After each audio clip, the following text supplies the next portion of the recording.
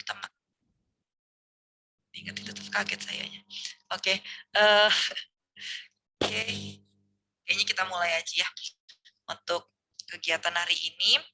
Itu pertama saya mau ngobrolin tentang resume dulu seperti biasa, membuka sambil nunggu juga teman-teman yang lain. Saya buka dulu catatan saya. Untuk catatannya, sebenarnya resumenya dibandingin dibandingin minggu lalu jauh sih bagusan minggu ini ya. Mungkin karena bahannya juga lebih banyak yang bisa dirangkum gitu ya dibandingin minggu lalu yang materinya sedikit banget gitu. Jadi sekarang tuh lebih kelihatan walaupun masih ada sih yang kayak dari buku persis sama gitu. Hanya disingkat-singkat aja gitu tapi bahasanya masih persis sama. Ada juga yang seperti itu tapi dibandingin minggu lalu udah mulai ada kemajuan. Tapi ini ada beberapa tapi. Yang pertama ada yang nggak dari buku sama sekali. Sedangkan ketentuannya udah saya bilang ya dari buku. Jadi kalau misalnya nggak dari buku itu mengumpulkan tetap ada pengurangan nilai di sana ya. Jadi tidak sama dengan teman-teman yang mengerjakannya dari buku. Dan tolong seperti awal saya bilang resume kerjakannya benar-benar dengan serius. Kenapa? Karena ini yang ngebantu nilai kalian juga. Kalau misalnya UTS atau UAS-nya itu ada kendala gitu ya, itu akan dibantu juga dari nilai sini gitu. Jadi kalau misalnya semakin ngerjainnya asal-asalan gitu ya, dan berarti untuk nilai tambah kalian juga semakin asal-asalan di situ. Karena ada nggak banyak tuh cuma satu atau dua gitu yang nggak dari buku. Gitu. Jadi saya ingatkan kembali yang satu dua orang itu tidak disebutkan. Silahkan perhatikan bukan dari internet. Dan bahkan itu udah dari internet bener-bener sama lagi dengan internet ya gitu kan yang nggak dirangkum. Jadi tolong hati-hati yang kayak gitu. Saya udah bilang berulang-ulang, hati-hati dengan plagiarisme, karena itu langsung ditandain gitu ya. Terus selanjutnya adalah, oh ini nggak masuk penilaian yang bagian ini, cuman saya mengingatkan ada yang referensinya. Dan paling belakang di bab tahu kan ya, yang di bagian belakang tiap bab itu ada nama semuanya itu kan yang banyak. Nah itu ada yang dimasukkannya yang itu gitu. Padahal referensinya kalau misalnya bersumber itu dari buku tertentu, berarti kalian tinggal nulisnya bukunya aja, nggak perlu lagi yang semua ada di situ gitu ya. Jadi yang direferensi ditulis referensi adalah bukan daftar pustakanya, bukan daftar pustaka di buku, tapi buku itu aja satu. Karena kan kalian nggak baca buku-buku lainnya ya, bukan baca buku yang setiap yang kalian tulis, tapi hanya buku itu aja. Nggak masuk penilaian sih, cuman hanya mengingatkan. Karena nanti kalau misalnya kayak ada tugas makalah kayak gitu, ketika kalian nulisnya sumbernya banyak, tapi ternyata nggak ada kutipan di bukunya, justru itu dianggapnya tidak mengerjakan gitu. Kenapa? Karena menuliskan yang sebenarnya tidak kalian tuliskan, menuliskan daftar pustakanya tapi nggak ada isinya gitu. Itu hanya mengingatkan tapi nggak masuk ke nilai resume. Terus masih ada yang 4 halaman ya. Masih ada yang 4 halaman minggu ini. Ini mungkin tapi tolong dipersingkat. Terus ada yang 2 halaman tapi satu paragraf itu masih saya okein tapi untuk minggu depan tolong karena satu paragrafnya itu uniknya dia masih bisa gitu loh, masih bisa disederhanakan. Jadi ada poin yang bukan di koma ke samping tapi poinnya ke bawah. Contohnya 1 2 3 4 5 itu kan panjang padahal bisa koma ke samping. Kalau itu koma ke samping udah jadi 2 halaman gitu loh. Jadi tolong diperhatikan hal-hal kecil kayak gitu. Itu saya lihat sih oh ya udahlah satu paragraf karena itu masih bisa dinaikin. Cuman untuk selanjutnya tolong diperhatikan ya. Ini yang tapi-tapinya loh. Terus yang poin bener-bener poin gitu ya. Jadi bukan poin isi, tapi poin bab dan subbab. Contohnya adalah satu, misalnya dari manusia dan pendidikan gitu ya. Ada sosialitas, terus 2 apa, 3 apa. Tapi sampai bawah semuanya di poin. Poinnya jadi kayak cuma 1 2 kata gitu, bukan poin penjelasan. Karena ada juga yang udah nulisnya bagus, tapi pakai penjelasan. Contohnya definisi ini, tapi dia per poin karena nggak mau buat paragraf itu nggak masalah gitu loh. Tapi kalau poin-poinnya cuma subbab, poin-poin bener-bener judulnya doang, jangan ya gitu karena itu artinya bukan isinya kan sama aja kayak kalian hanya ngebuat template doang. Terus ada satu orang yang nggak nulis nama di dalam, tolong diperhatiin ya. Jadi nulis namanya di file tapi nggak ada di dalam, sedangkan saya bilang tulisnya di dalam file ya. Cuma satu orang sih, cuma tolong diperhatikan aja gitu.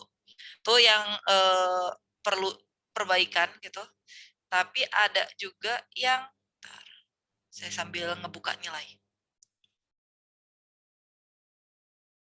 Oke. Tapi ada juga tuh yang udah oke gitu dibandingkan minggu lalu, kemajuannya lumayan banyak. Itu kalau yang contoh-contoh bisa saya sebutkan ya, Punten. Kayak siapa aja nih?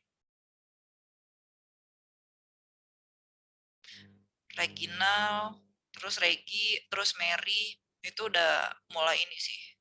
Terus Devita itu juga udah mulai banyak parafrasenya. Jadi bisa ngobrol sama temennya. Irna juga.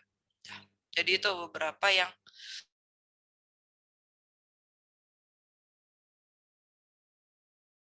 tadi nggak apa-apa ya teman yang lain pada ngelihat ya, bukan nyontek kok.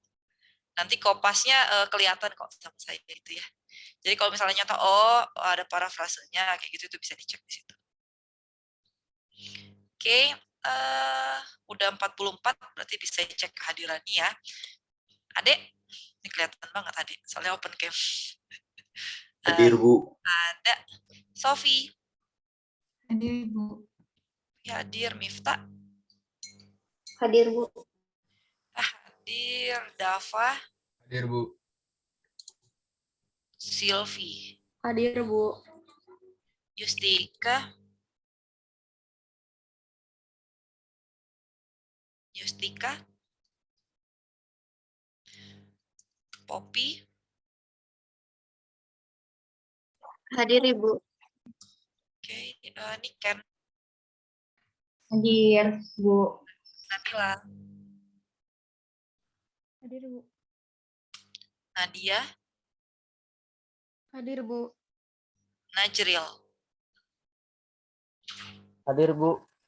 Adi. Hadir, Bu.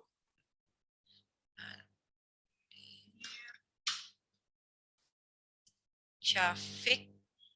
Hadir, Bu. Syafiq hadir. Oke, Namira. Hadir, Bu. Bentar ya. Mau saya agak bermasalah. Oke, Syafiq, Namira. Regi. Hadir, Bu. Selanjutnya Safa. Hadir, Bu. Hadir. Nurul. Hadir, Ibu. Tegar. Hadir, Ibu. Airus. Hadir, Bu. Esi.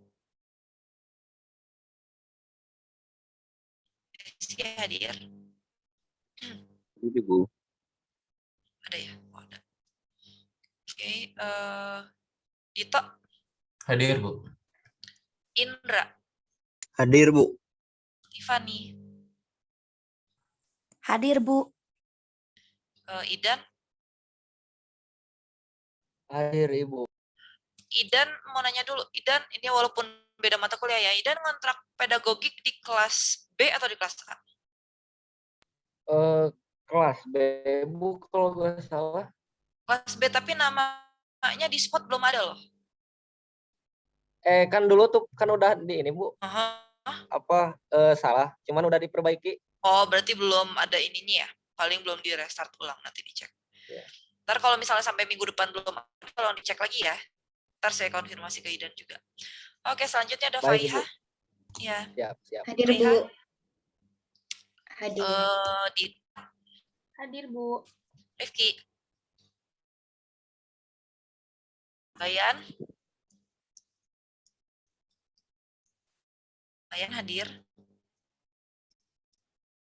Belum. Oke, Nida. Hadir, Bu. Fuji. Hadir. Devita. Hadir, Bu. Dimas. Hadir, Bu. Sania. Hadir, Bu. Irna. Hadir, Ibu. Ilham. Hadir, Bu. Vicky. Hadir, Bu. Hamam. Hadir, Ibu. Putri. Putri Agustina.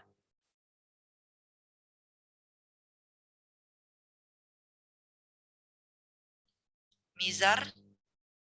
Hadir, Ibu. Agnia. Agnia ada? Ada. Kelihatan. Yang penting pop up aja di situ. Oke. Esa, Hadir Bu.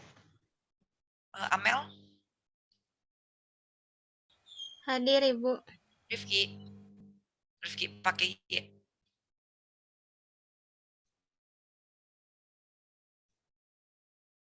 Belum. Putri Maharani, Hadir Bu. Mary, Hadir Bu. Igna,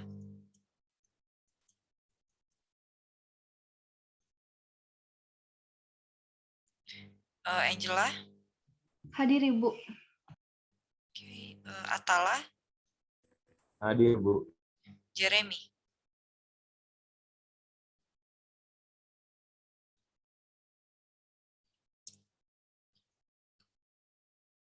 Kalau yang nggak bisa open cam bisa di chat ya.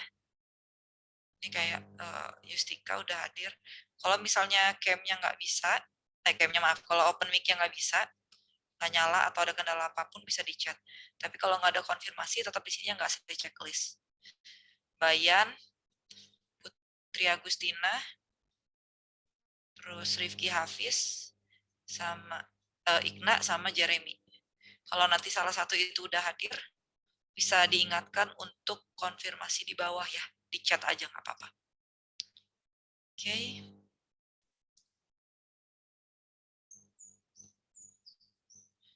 Oke, kita sekarang mulai untuk diskusi tentang, alhamdulillah udah bisa share screen.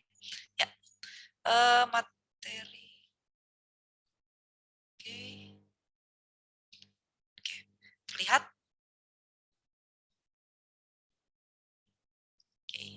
Oke, sekarang saya geser dulu di sini orang-orangnya biar kelihatannya cukup ramai gitu.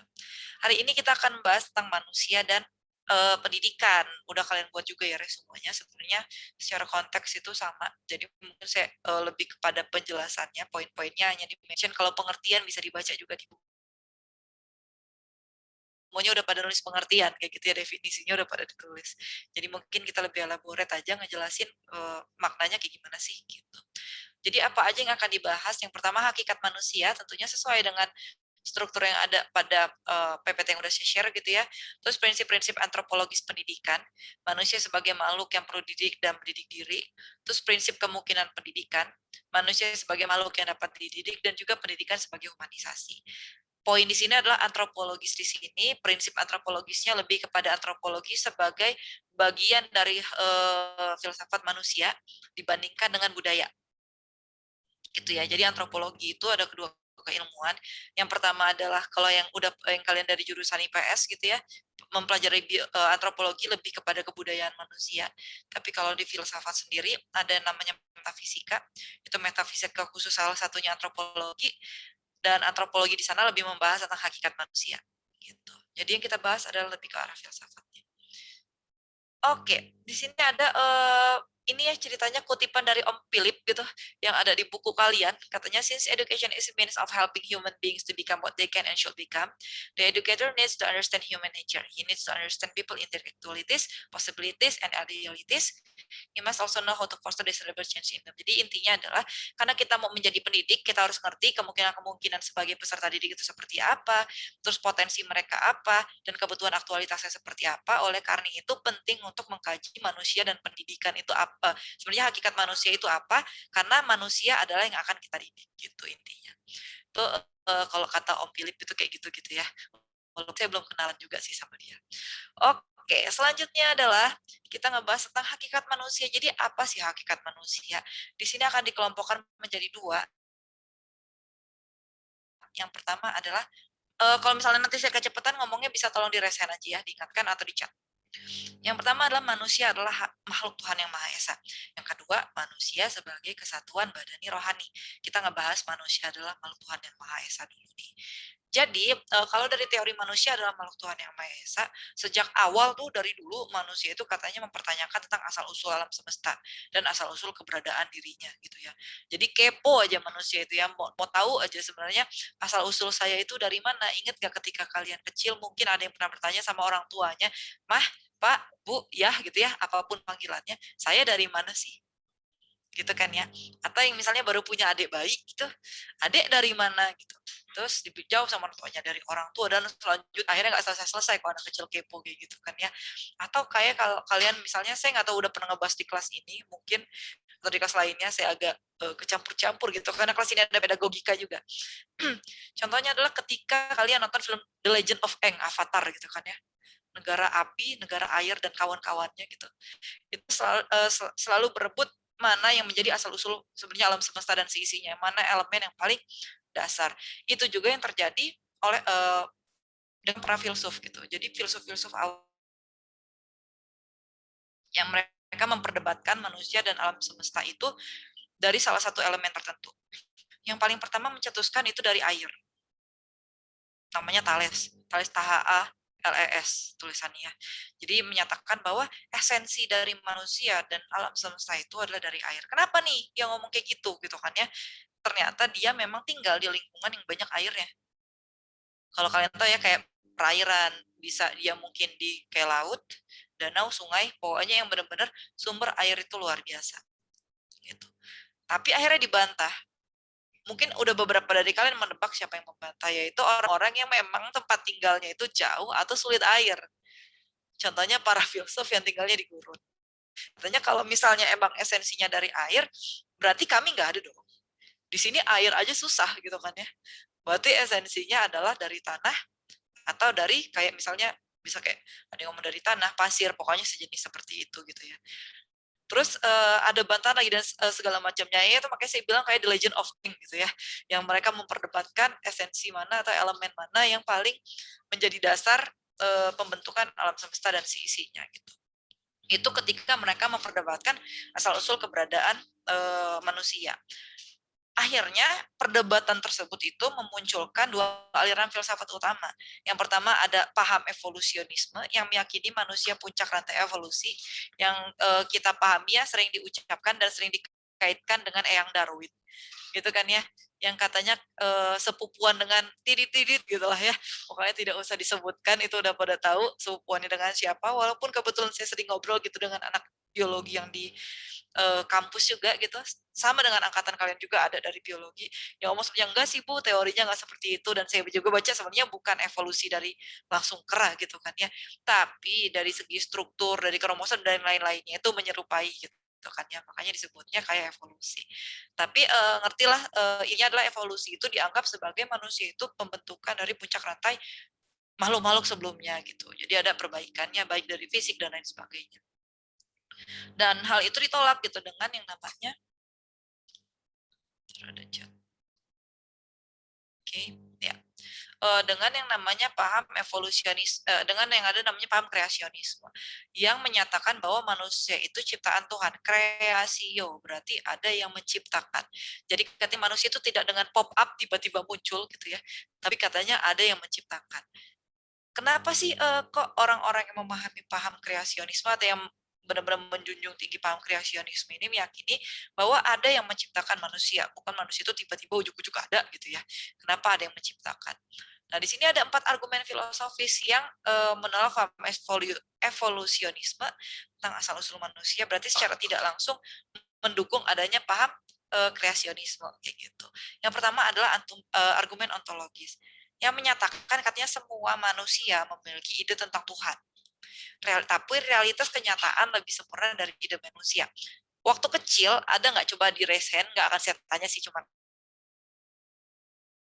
itu siapa sih Tuhan, itu gimana sih, dan lain sebagainya. Pokoknya berkaitan dengan mempertanyakan Tuhan itu siapa. Coba silakan kita cek dulu. Tuh, ada ya waktu kecil ya, bisa kepo gitu, bisa bayangkan. Oke. membayangkan, ya terima kasih yang sudah reset, bisa membayangkan atau benar-benar menanyakan ya mungkin kepada orang tua, kepada guru gitu ya kan ya, Tuhan itu mana sih kok saya nggak bisa ngeliat dan sebagainya gitu. Itu biasanya pertanyaan-pertanyaan yang diajukan oleh anak-anak gitu kan. Nah itu sebenarnya berarti kita sebenarnya udah memiliki gitu ide tentang Tuhan itu seperti ini. Tapi setelah katanya mendalami agama tertentu apapun agamanya gitu ya, akhirnya ketika membayangkan nggak terbayangkan,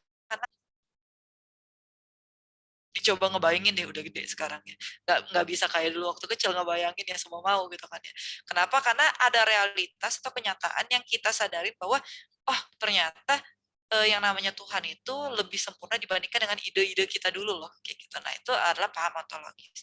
Artinya kita udah memiliki sebenarnya dasarnya ide tentang Tuhan. Oleh karena itu berarti bukan evolusionisme, karena kita aja secara tidak sadar sudah menyadari bahwa ada yang menciptakan kayak gitu. Yang kedua adalah argumen kosmologis. Kalau kosmologis itu di aliran filsafat itu berkaitan dengan alam semesta kayak gitu ya. Jadi segala sesuatu yang ada punya suatu sebab, termasuk sebab pertama. Jadi katanya setiap hal yang ada di bumi ini, yang ada di dunia ini pasti memiliki sebab tertentu.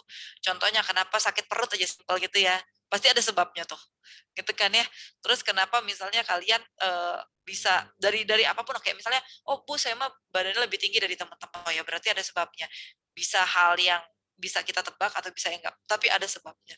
Nah, oleh karena itu, karena semua hal itu memiliki sebab, berarti ada yang menjadi sebab pertama gitu, yang disebutnya pribadi atau khalik, yaitu balik lagi kita ngomongin tentang nilai-nilai ketuhanan, kita ngomongin bahwa yang menciptakan adalah Tuhan. Terus ada teleologis. Teleologis ini berbeda dengan teologis yang nanti akan kalian bahas di landasan filsafat. Kalau teleologis itu berkaitan ketuhanan, kalau teleologis berkaitan dengan tujuan. Katanya segala sesuatu memiliki tujuan di bumi ini gitu ya, di alam semesta ini. Tapi realitasnya itu tidak terjadi dengan sendirinya, melainkan diciptakan oleh pengatur tujuan. Contohnya, ketika meja dibuat, ya kan, ada tujuannya nggak meja itu dibuat? Ada, macam-macam sih. Meja belajar berarti dikhususkan untuk kayak nulis buat gitu ya. Meja makan ya berarti buat makan dan lain sebagainya. Siapa yang membuat tujuan tersebut? Orang yang menciptakan meja tersebut gitu kan ya. Berarti kalau manusia memiliki tujuan dalam hidupnya, siapa yang menentukan tujuan hidup manusia awalnya? Nah, itu balik lagi katanya ke oh berarti ada awal yang menciptakan manusia, yang memberikan dia akan punya tujuan dalam hidup gitu. Yang terakhir adalah argumen moral. Katanya manusia itu bermoral, bisa membedakan baik dan buruk.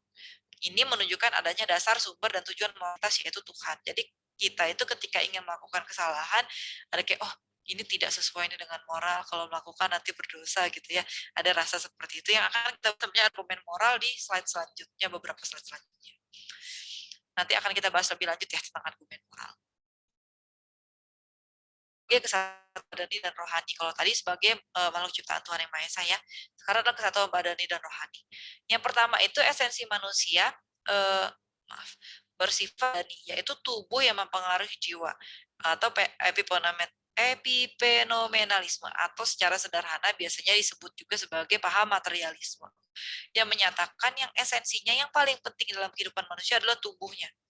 Jadi katanya jiwa manusia mah ngikutin aja gimana tubuhnya.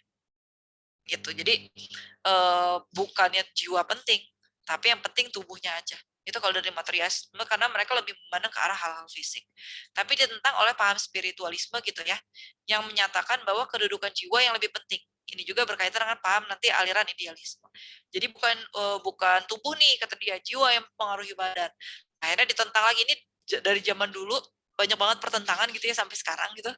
Nah, yang berikutnya adalah paralelisme gitu ya, disebut juga dualisme. Yang menyatakan bahwa katanya manusia itu dua-duanya penting gitu loh. Ada badan atau tubuh, ada jiwanya, dua-duanya penting. Tapi tidak saling mempengaruhi, namun paralel. Nah, ini gimana nih gitu ya. Contohnya saya random aja di sini. Ada Nabila sama Irna. Misalnya Nabila sama Irna sekarang dua-duanya hadir dalam landasan pendidikan. Gitu kan. Tujuannya apa? Ingin mempelajari landasan pendidikan dan tentunya pengen lulus kan ya di landasan pendidikan. Tapi Nabila hadir bukan karena Irna hadir.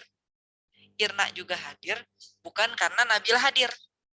Kalaupun nanti misalnya Nabila tidak hadir, belum tentu Irna tidak hadir. Begitupun sebaliknya. Jadi kedua-duanya hadir tidak saling mempengaruhi, namun paralel, artinya memiliki tujuan yang relatif sama. Nanti maksudnya, jadi katanya tubuh sama jiwa, dua-duanya ada dalam kehidupan manusia nih. Dua-duanya berperan untuk mencapai kayak hakikatnya manusia itu adalah mencapai keidealitas misalnya gitu ya. Tapi apa yang terjadi pada jiwa belum tentu terjadi sama, dan apa yang terjadi pada badan tidak akan mempengaruhi tidak akan mempengaruhi jiwanya. Itu dari paralelisme. Namun ditentang lagi dengan paham yang sekarang masih digunakan gitu ya, bahwa katanya manusia itu adalah kesatuan badani dan rohani, merupakan pribadi yang integral. Jadi apa yang terjadi pada badan itu terjadi pada jiwanya juga, dan sebaliknya, terjadi sesuatu pada jiwanya akan mempengaruhi badannya, gitu kan. Contohnya apa nih? Misalnya nih, ketika kalian kemarin masih ini kan ya, masih terasa ya masa-masa menunggu pengumuman universitas, itu kan ya, gimana rasanya bagi yang deg-degan nih, saya nggak ngomong, mungkin semuanya ada juga yang santai, ada yang rileks. Bagi yang memang menunggu gitu, yang istilahnya berarti kalian memikirkannya secara rohani, kejiwaannya, berpikir gitu kan di situ, duh pengumumannya lama banget, saya lulus atau enggak gitu kan ya, dan itu berpengaruh kepada fisiknya atau kepada badannya. Ada yang kayak lebih mudah lelah, ada yang jadi malas, atau malah sebaliknya makannya lagi jadi banyak banget gitu ya. Atau ada juga yang susah tidur. Rasa yang hal yang kita pikirkan kayak stres itu berkaitan dengan kejiwaan, itu mempengaruhi kondisi fisik seseorang. Gitu. Sebaliknya, fisik seseorang juga akan mempengaruhi bagaimana kondisi jiwanya. Contohnya fisik adalah kayak kurang tidur. Kurang tidur itu berkaitan dengan fisik ya, biologis manusia, tapi berpengaruh kepada konsentrasi ketika yang konsentrasi udah berkaitan dengan rohani, bukan fisik lagi. Atau misalnya nih, mengalami kan ya kuliah-kuliah jam pagi yang ngantuk gitu. Nah, kayak sekarang gitu itu fokus-fokus di awal agak terganggu, itu juga berkaitan. Berarti hal itu wajar karena manusia berkaitan antara kondisi fisiknya dengan kondisi rohaninya. Gitu. Atau misalnya makan setelah makan siang, kuliah yang jam 1 juga gitu kan ya, karena terlalu kenyang itu seperti itu.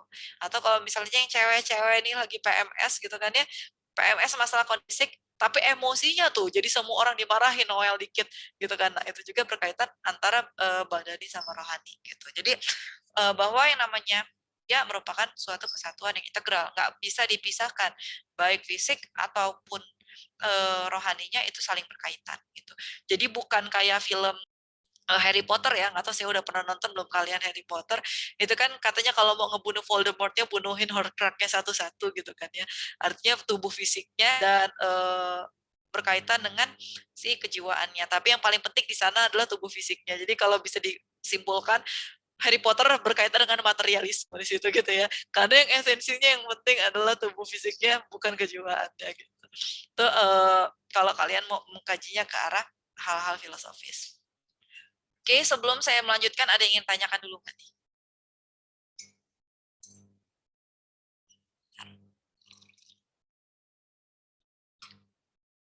Siapa nih? Silakan Tiffany. Yang baik, sebelumnya Ibu terima kasih. Ibu izin bertanya, Fani dari dulu tuh suka mikir maksud dari ungkapan aku berpikir maka aku ada. Ini tuh ungkapan dari Descartes. Nah, maksud dari ungkapan ini tuh apa, Bu? Apakah ada hubungannya dengan definisi hakikat manusia ini, Bu? Seperti itu. Terima kasih, Bu. Ya, sama-sama Fani. Cognito ergo sum ya. Cognito ergo sum yang diucapkan oleh René Descartes itu artinya benar, aku berpikir maka aku ada, sebenarnya kayak gitu. Jadi ini dari sejarahnya sebenarnya René Descartes itu sebenarnya seseorang yang cerdas, tapi secara fisik kurang mendukung. Kalau dari sejarahnya tuh kayak dia gamkit gitu kan ya. Dan akhirnya dia ngomong esensi dari diri saya adalah ketika saya berpikir gitu. Jadi kalau ditanya maksudnya gimana nih Bu jadinya, apakah sesuai dengan hakikat manusia? Iya. René Descartes menyatakan bahwa hakikat dirinya adalah benar-benar dia telah mencapai menyatakan bahwa saya ini ada, saya ini istilahnya bisa disebut, ingat ya, yang adanya dengan ada secara fisik dengan ada hakikatnya, benar-benar dia ada di sana, eksistensinya itu beda. Nah kalau bagi René Descartes sendiri adalah dia ada ketika si pemikirannya itu dinyatakan, ya, sharing kepada orang lain, dan itu benar-benar orang lain itu mengakui pemikiran tersebut gitu. Jadi makanya aku berpikir maka aku ada gitu kan ya. Jadi katanya tanpa pemikiran manusia nggak bisa disebut sebagai manusia itu memiliki eksistensi, belum bereksistensi gitu di dalam kehidupan. Itu kalau dari René Descartes sendiri menyatakannya seperti itu gitu. Gitu ya Fani ya. Baik Ibu, terima kasih Iya, banyak. sama-sama. Itu biasanya salah satu kutipan yang hampir selalu ada gitu ya kalau pertama kali ngebuka buku filsafat. Bahkan orang-orang yang tidak baca filsafat sekalipun kalau ngomongin filsafat itu René Descartes itu terkenal banget selain dari Aristoteles dan kawan-kawannya Plato gitu ya. Tapi kutipan cognito ergo sum itu benar-benar kayak wow gitu, kayak sering banget diucapkan sama orang-orang. Gitu. Oke, kita lanjutkan dulu ya. Nanti bisa kita tanya jawab lagi. Kalau misalnya ada pertanyaan bisa di chat di kolom komentar gitu ya. Udah kayak live streaming gitu kan ya. Chat aja di kolom komentar, nanti saya sekalian browsing kalau misalnya ada waktu kita bahas bareng-bareng. Oke, selanjutnya adalah dimensi dalam eksistensi manusia. Ya, saya udah baca resume kalian dan semuanya 1-11, karena di buku juga 1-11 langsung kayak gitu ya. Walaupun sebenarnya gitu ya, untuk membacanya, ada sih yang udah berhasil juga menyimpulkan. Sebenarnya cara membacanya itu bukan 1-11 langsung, tapi ada poin-poinnya, yaitu 5 poin utama itu dimensi dalam eksistensi manusia, selanjutnya ada implikasi eksistensi manusia, dan baru semua hal itu akan mengacu kepada eksistensi manusia dalam untuk menjadi manusia. Gitu. Jadi ini kayak ada poin-poin yang mengarahkan kepada poin utama, yaitu eksistensi manusia adalah untuk menjadi manusia. Udah jadi manusia, eksistensinya sudah jadi manusia lagi gitu kan, ya ribet banget nih ngomongnya gitu. Karena terkadang akan kita bahas nanti namanya manusia, perilakunya belum tentu sesuai dengan hakikat manusia gitu. Oke, yang pertama dimensi manusia adalah manusia itu dimensi individualitas atau personalitas. Jadi katanya manusia itu memiliki keunikan, keakuan. Manusia adalah makhluk yang otonom gitu ya. Mereka bebas untuk memilih, tapi mereka bertanggung jawab atas pilihannya sendiri. Nah, ini seperti dulu kayaknya saya udah pernah nyinggung dari kelas ini. Ketika kalian memilih jurusan misalnya, pilihan pertama jurusan sesuai minat kalian, jurusan kedua tidak sesuai minat mungkin, tapi pilihan dari orang tua. Biasanya langsung disuruh bu sama orang tua kayak gitu kan ya. Tapi sebenarnya saya juga nggak ada juga yang kayak gitu. Bagus kalau kalian juga mau emang tertarik ke situ. Tapi ada konflik ketika yang kalian mau dengan yang diminta oleh tuntutan oleh orang lain itu berbeda. Gitu. Nah di sini kalian milih gitu ya. Apakah tetap memilih pilihan kalian atau memilih pilihan orang lain? Ingat, dua-duanya kalian yang memilih. Baik itu memilih sendiri ataupun memilih pilihan orang lain, itu jadi ketika seseorang menyatakan, Bu, saya mau masuk jurusan ini bukan pilihan saya sih, Bu, pilihan orang tua. Salah. Kenapa? Karena kalian ketika mengambil pilihan orang tua udah menjadi pilihan pribadi. Karena punya kesempatan untuk tidak mengikuti, enggak? Tapi Bu, nggak ngikutin orang tua dosa. Ya dosa. Karena setiap pilihan itu ada konsekuensinya. Ketika kalian mengikuti pilihan kalian misalnya bertentangan dengan orang tua, oke. Berarti konsekuensinya kalau yang misalnya meyakini itu akan menjadi dosa. Konsekuensi lainnya misalnya ada orang tua yang tidak akan saya biayai, berarti biaya sendiri. Gitu kan ya. Tapi kalau kalian mengikuti juga ada konsekuensinya nggak? Ada. Contohnya tidak sesuai minat, akhirnya kesel sendiri dan lain sebagainya. Tapi apapun pilihannya telah menjadi pilihan sendiri. Dan kemudian konsekuensi dari pilihan tersebut menjadi pilihan kalian lagi. Gitu kan ya, akhirnya contohnya nih udah ngambil pilihan A yang memang sesuai minatnya, tapi ternyata ketika sudah mengambil pilihan tersebut udah masuk nih, udah prodi misalnya tekpen sesuai minat, terus kalian diminta untuk milih lagi secara nggak sadar, apakah belajarnya akan serius karena akhirnya saya berhasil di prodi yang saya inginkan, ataukah saya udah masuk nih bisa agak santai dikit deh, itu pilihan lagi, gitu kan ya. Atau misalnya gitu udah masuk tekpen, oh seneng nih akhirnya sesuai, atau ada juga yang kok gini ya belajarnya malah kayaknya jadi nggak tertarik deh. Nah itu jadi pilihan lagi tuh, apakah mau ngelanjut ataukah akhirnya pindah jurusan ngulang lagi tahun depan, gitu kan ya. Nah itu adalah pilihan-pilihan yang diambil dalam kehidupan manusia. Oleh karena itu salah satu filsuf itu namanya adalah eh ini ponakan saya agak riuh gitu di ruangan gitu ya. Saya jadi lupa salah satu nama filsufnya ngeblank. Jadi ada filsuf yang menyatakan bahwa katanya manusia itu kayak condemned to be free gitu. Jadi katanya kayak dihukum untuk memiliki pilihan bebas. Aneh ya, dia ngomong kok dihukum sih kayak gitu ya. Kenapa? Karena katanya pilihannya nggak pernah selesai. Ketika kita udah milih, ada lagi pilihan lain. udah pilih salah satu, muncul lagi pilihan yang harus dipilih lagi gitu. Dan katanya sepanjang hidup manusia itu, manusia benar-benar harus memilih terus-menerus gitu. Kapan berhenti pilihan ketika meninggal gitu kan ya. Oh ya, saya ingat nama filsufnya adalah Sartre gitu ya. Jadi dia ngomong human being is condemned to be free gitu. Jadi katanya kita benar-benar dituntut untuk sebenarnya kita dihukum kayak ya kalau mereka ngomongnya dikutuk kayak gitu lah ya. Untuk memiliki pilihan bebas gak pernah selesai ya. Pernah nggak kalian sadarin bahwa pilihan kita tuh gak pernah selesai. Termasuk sesimpel kalian beli handphone nggak beli handphone nih ya, udah beli handphone baru ya, coba kemarin kalau misalnya nggak beli pasti uangnya masih ada bisa buat A, B, C, dan D.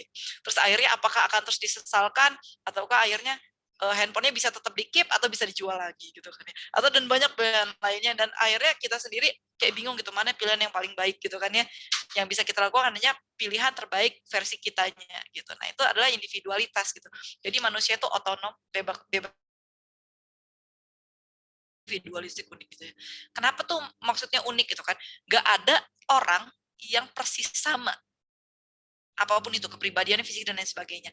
Di kelas ini nggak ada sih ya. Kebetulan saya di biologi itu dapat mahasiswa kembar semester ini. Kembarnya identik, cewek. Jadi benar-benar pas saya tanya identik nggak gitu kan. Karena ada kembar yang nggak identik kan. Identik nggak? Nanya ke mereka, identik Bu gitu. Jadi sampai orang tuanya juga kayak kerasa emang persis sama gitu secara fisik. Tapi ada perbedaan pasti. Ada perbedaan antara yang satu dan yang lain. Dan lebih lagi mereka tidak mau disamakan. Kenapa? Karena ada kesendirian, ada egonya masing-masing. Bahwa saya tidak mau disamakan dengan orang lain. Sama dengan kalian misalnya adik, kakak yang punya adik gitu ya. Ketika orang tuanya menyamaratakan atau membandingkan, ada rasa tidak senang di sana. Gitu. Nah itu adalah individualitas seseorang yang juga berkaitan dengan personalitas atau kepribadiannya. Jadi nggak ada kepribadian yang persis sama. Seperti saya bilang tadi, anak kembar sekalipun. Kepribadiannya sama nggak? Mirip tapi nggak sama ke mereka. Kebetulan ada yang beda banget ya, tapi kebetulan yang mahasiswa itu saya tanya, banyaknya sama nggak? Banyak sih yang sama kata mereka, tapi ada juga yang beda gitu. Jadi tidak 100% personalitasnya juga akan sama, walaupun kembar. Gitu. Jadi pasti ada hal-hal yang membedakan antara individu satu dengan individu lain. Bayangkan kembar aja bisa beda, apalagi yang nggak kembar gitu kan ya. Kembar itu benar-benar kayak yang ikatan banget gitu kan. Itu berkaitan dengan individualitas personalitas. Tapi katanya manusia juga selain individu yang berdiri sendiri, butuh keakuan, butuh me time lah ceritanya gitu ya. Dia juga adalah makhluk yang memiliki dimensi sosialitas. Artinya manusia itu memiliki kebutuhan dan juga bukan hanya kebutuhan, keinginan gitu kan ya, dan juga kemampuan untuk bersosialisasi dengan orang lain. Gitu. Jadi bukan hanya menjadi makhluk yang ego sendiri doang, tapi memiliki dimensi sosialitas. Gitu. Kemudian keberbudayaan. Apa maksudnya keberbudayaan? Bahwa katanya manusia itu adalah makhluk berbudaya. Baik itu budayanya lokal, nasional, ataupun internasional. Ada budaya internasional, ada. Globalisasi internasional kan. Bukan budaya Indonesia doang, itu seluruh dunia globalisasi. Nah, itu udah masuk budaya. Kayak revolusi industri 4.0 gitu kan, digitalisasi itu udah bukan budaya Indonesia lagi. Terus ada juga tapi yang budayanya Indonesia doang. Contohnya ramah tamah gitu kan ya. Saya sharing sama temen yang lagi kuliah di Inggris gitu kan ya. Dulu tuh katanya kalau di Indonesia orang lain ngomong tuh Indonesia tuh orangnya ramah-ramah. Dia ngerasa kayak enggak biasa aja gitu kan ya. Tapi ternyata katanya ketika dia udah kuliah di Inggris, dia menyatakan bahwa oh iya ternyata orang Indonesia tuh luar biasa ramah loh kata dia. Kenapa? Sesimpel ketika masuk Alfamart, selamat datang di Alfamart, gitu kan. Senyum, disapa, yang benar-benar mereka ramah banget. Kalau di sana tuh katanya nggak ada senyumnya gitu. Kayak, walaupun mereka nanya apa kabar, kayak how are you, tapi lebih kayak pada, kalau kita basa-basi lah gitu ya. Jadi nggak ada benar-benar interest kayak kepo. Kalau di Indonesia, bila perlu ngobrol sampai akhir, sampai anak-anaknya diobrolin, baru kenal juga gitu kan. Nah, itu adalah budaya ramahnya gitu, sosialisasi yang berkaitan dengan keberbudayaan, itu lokal, ramah tamah, senyum, benar nggak sih? Kalau di Indonesia tuh senyum, terus sering, benar nggak? permisi gitu kan ya. Terus itu saya sempat ngobrol juga sama yang teman-teman lagi di Eropa. Saya sempat senyum ke dia sama orang di jalan gitu ya. Tapi orangnya kayak ngerasa aneh gitu disenyumin. Gitu. Jadi itu beda budaya, itu budaya nasional. Ada juga budaya lokal tuh gitu kan ya. Contohnya adalah budaya kita compare banget nih antara Sunda gitu ya, budaya yang benar-benar kayak lembut bahasa tutur bahasanya dan budaya dari Papua misalnya. Yang kalau bilang, nggak sopan orang Papua, bukan nggak sopan, budayanya beda. Ketika di Sunda ngomongnya lembut, pelan gitu kan ya. Dan kalau di Papua ngomongnya kencang. Katanya, berarti nggak sopan, bukan nggak sopan. Tapi bisa dari budaya latar belakang awalnya dulu, Sunda itu lebih kepada perkebunan, gitu kan ya, di Jawa Barat. Sedangkan di Papua itu lebih ke hutan. Kalau kalian ngobrol di perkebunan, walaupun jauh itu masih terdengar. Karena dia rendah semua. Bayangin kalau kalian ngobrol kayak orang di sini, di Jawa Barat, ngomongnya di hutan. Gak kedengeran kalau ngobrol gitu kan ya, kayak ada bahaya tiba-tiba babi hutan lewat gitu kan ya, harus dijeritin gitu kan. Nah oleh karena itu ketika latar belakang kondisi geografisnya berbeda, kebudayaannya mungkin akan berbeda, itu lokal gitu. Dan budaya itu bisa dalam bentuk artefak gitu ya, atau peninggalan kayak benda-benda, kayak kita terkenal kayak keris gitu kan ya, itu benda-benda gitu. Atau misalnya kalau budaya-budaya lebih ke barat-barat gitu kayak lukisan gitu kan.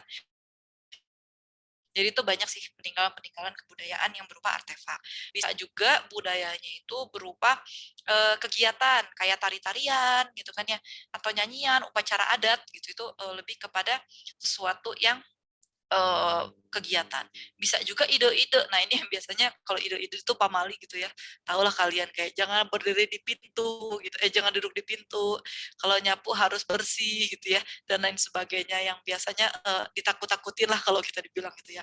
Walaupun kalau saya bilang sampai sekarang tuh udah nggak terlalu efektif lagi sih buat anak-anak. Karena anak-anak mikirnya udah pada logis ketika dikasih tau kayak gitu. Enggak lah, bohong aja gitu kan ya.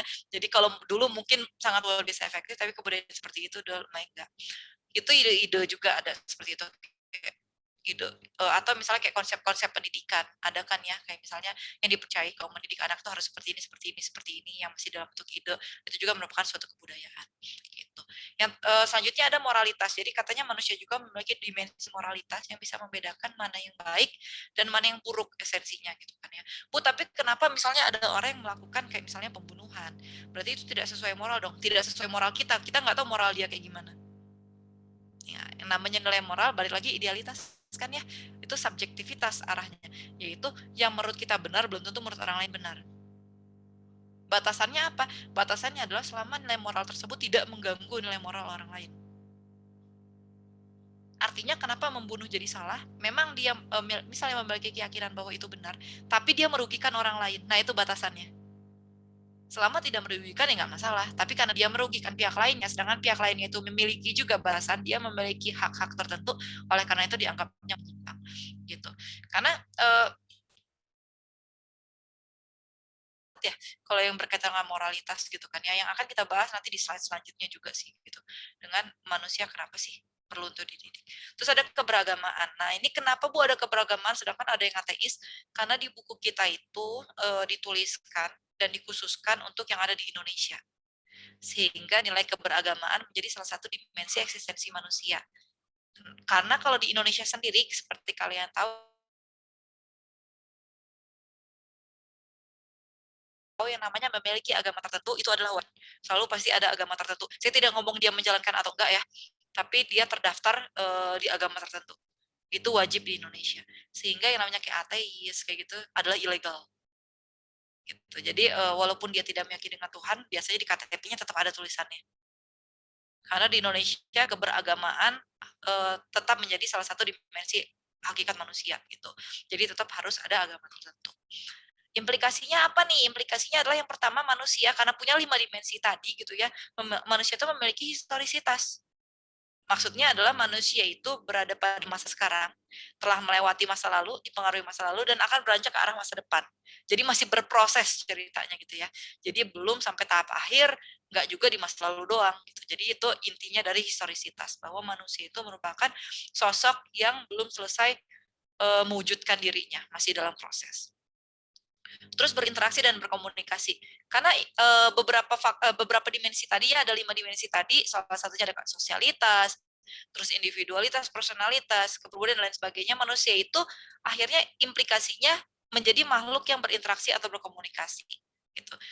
Maksudnya gimana nih, berinteraksi itu bisa berkomunikasi itu bisa banyak arah ya, bisa dengan diri sendiri gitu kan ya, bisa dengan, kalau di buku tuh bisa dengan Tuhan gitu kan, dengan manusia lainnya, dengan makhluk lain selain manusia, dan juga bisa dengan diri sendiri.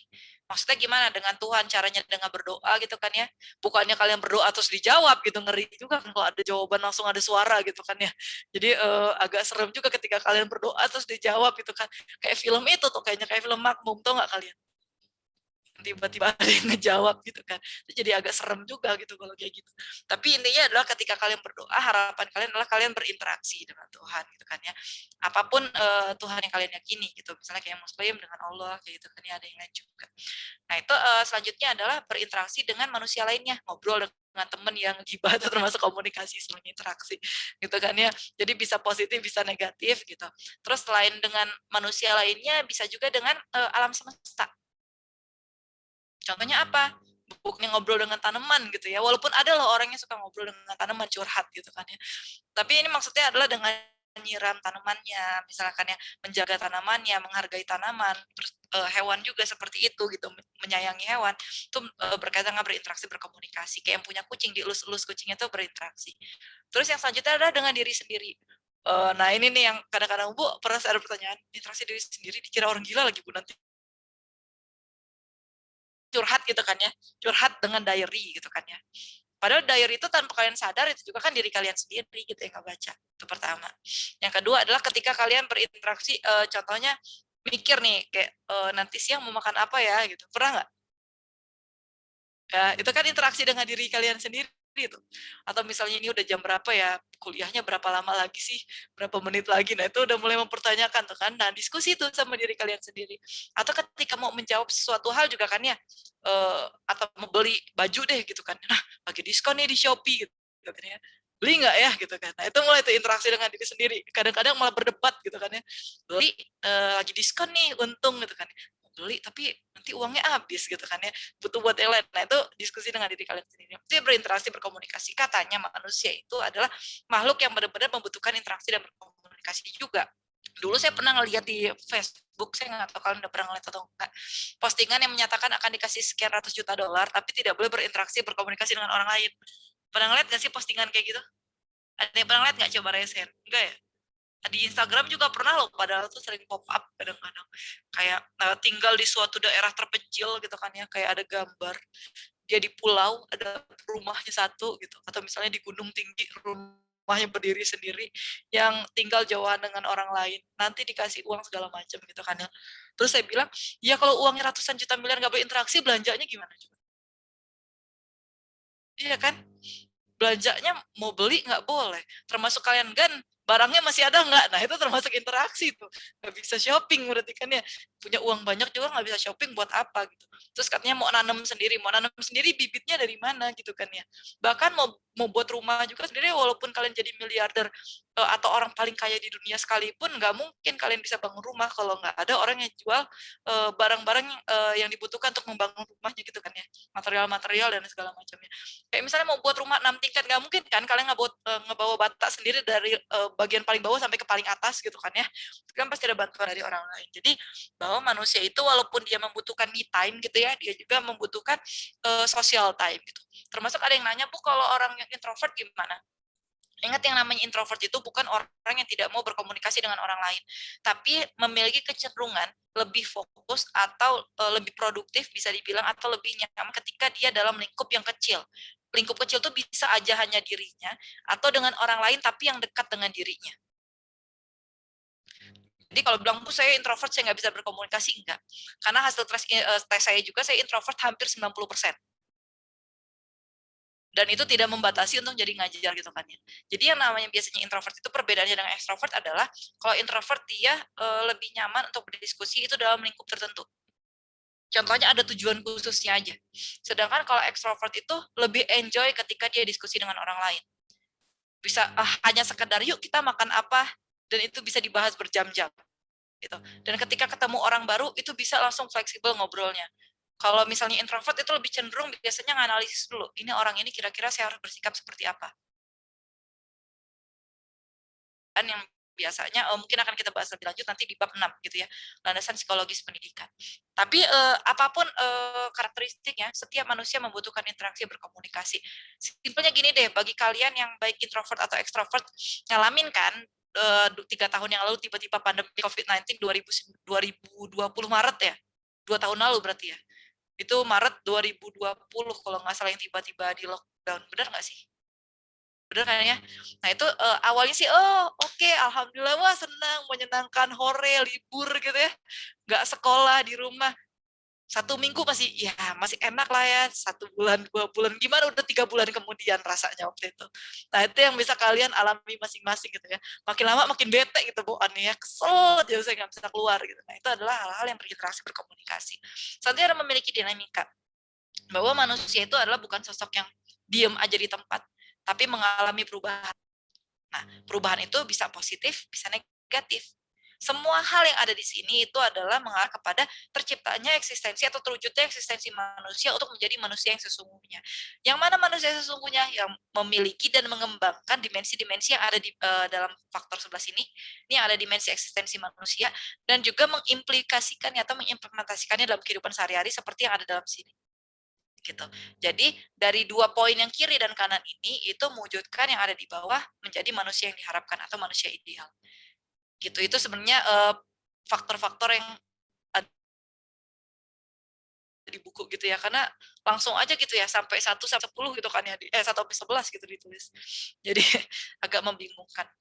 Nah selanjutnya adalah kita ngomongin prinsip antropologis keharusan pendidikan. Jadi kenapa sih manusia itu sebagai makhluk yang perlu dididik? Kalau manusia punya potensi, manusia itu dasarnya memang lahirnya cerdas, kenapa harus dididik? Kenapa nggak dibiarin aja? Gitu. Alasan pertama adalah prinsip historisitas. Seperti saya bilang tadi, manusia itu belum selesai ya mewujudkan dirinya ya, masih berproses ceritanya kayak kan ya, masih berusaha untuk menjadi lebih baik lagi. Nah, berkaitan dengan hal tersebut, masih ingat kan manusia juga merupakan memiliki dinamika gitu tuh. Jadi kalau dia itu bisa berubah ke positif negatif, terus belum selesai mewujudkan dirinya, ada kekhawatiran bahwa dia nanti akan berubah ke arah yang negatif. Oleh karena itu kita kan pengennya berubah ke arah positif ya, mewujudkan diri ke arah yang positif yang lebih baik lagi. Pendidikan itu diperlukan buat membimbing. Gitu. Jadi manusia berada dalam perjalanan hidup belum selesai mewujudkan dirinya. Jadi dia dibimbing untuk mencapai ke arah sana. Berkaitan dengan proses bimbingan tersebut itu berkaitan dengan prinsip idealitas juga. Yaitu tugas untuk menjadi manusia ideal harus diwujudkan, harus diupayakan untuk diwujudkan katanya. Maksudnya gimana nih kayak gitu kan ya? Kan kita belum selesai. Ini berkaitan nih antara historisitas sama idealitas. Ingin mewujudkan sesuatu yang idealitas walaupun sebenarnya manusia itu idealitasnya nggak pernah tercapai ya. Benar nggak? Waktu kalian SMP, idealitas kalian adalah mau jadi lulusan SMA. Udah SMA, mau jadi mahasiswa. Udah jadi mahasiswa, mau lulus tepat waktu. Gitu kan ya. Udah lulus tepat gitu ya. Berarti idealitasnya akan selalu muncul lagi yang selanjutnya dan terus meningkat gitu ya. Ingin menjadi lebih baik lagi. Nah, kenapa nih untuk mencapai idealitas perlu pendidikan? Kenapa nggak kita ngebimbing diri kita sendiri gitu kan ya? Bisa, tapi dengan adanya pendidikan dari orang lain. Karena pendidikan tuh ada yang proses dari diri sendiri, ya, ada yang dari orang lain. Jadi self education juga ada. Tapi biasanya hanya bisa dilakukan ketika kita sudah dianggap sebagai orang dewasa. Kalau anak-anak self education dia belum bisa membedakan mana yang baik dan mana yang buruk. Asumsinya seperti itu. Nah, jadi kenapa Bu udah dewasa, saya kan udah gede gitu ya, kenapa harus ada pendidikan dari orang lain? Kalau saya selalu mengumpamakan seperti kalau kalian mau ke suatu tempat yang belum pernah kalian datangin sama sekali. Apapun tempatnya, bayangkan. Misalnya yang baru datang ke Bandung mau ke BIP gitu, mau ke mall gitu kan ya. Atau misalnya mau ke Ciwok gitu, mau kemanapun lah kalian, bayangkan tempat yang kalian belum pernah datangin. Dikasih 3 pilihan nih. Yang pertama, jalan sendiri, bisa ngeliat Google Map atau Waze gitu ya. Jalan aja sendirilah, coba-coba gitu. Yang kedua, bisa naik Grab atau Gojek gitu kan ya. Yang ketiga, diantar sama orang atau teman yang memang udah sering kali bolak-balik ke sana. Gitu. Ini 3 pilihan yang diberikan kepada kalian dan itu memiliki resikonya masing-masing. Pertama, bisa coba-coba sendiri nih, ya kan? Bisa nyampe, bisa nyasar. Enggak. Bisa nyampenya cepat, bisa nyampenya lama. Bisa belum nyampe ke sana, mampir dulu. gitu kan ya. Contohnya nih bagi yang tahu dari daerah UPI, yang orang-orang Bandung nih dari daerah UPI ke Ciwok misalnya, ada Borma, mampir dulu ke Borma gitu kan ya. Nah sama dengan kalian misalnya bayangkan ke daerah masing-masing yang kalian mau ke tujuan tertentu, tapi di perjalanan itu banyak banget gitu loh hal yang kalian bisa mampir gitu kan ya. Dan berarti nyampainya bisa cepat, bisa jadi lebih lama, bisa nggak nyampe sama sekali. Nah ini diumpamakan adalah pilihan ketika kalian melakukan pendidikan benar-benar sendiri. Contohnya belajar nih, belajar sendiri. Bisa baca buku-buku gitu kan ya, bisa nonton video dan lain sebagainya, belajar aja sendiri. Gitu kan ya. Tapi bisa jadi salah buku, salah sumber artikelnya yang ditulis oleh orang yang tidak tepat. Gitu kan ya. Bisa juga ketika dalam proses belajar, ada chat dari teman, chat-chatan dulu. Itu godaan-godaan seperti itu gitu kan ya. Nah itu yang terjadi ketika sama halnya dengan kalian hanya menggunakan Google Map atau Waze. Pilihan kedua adalah kalian berkendara dengan akang-akang ini ya, Gojek sama Grab gitu kan ya.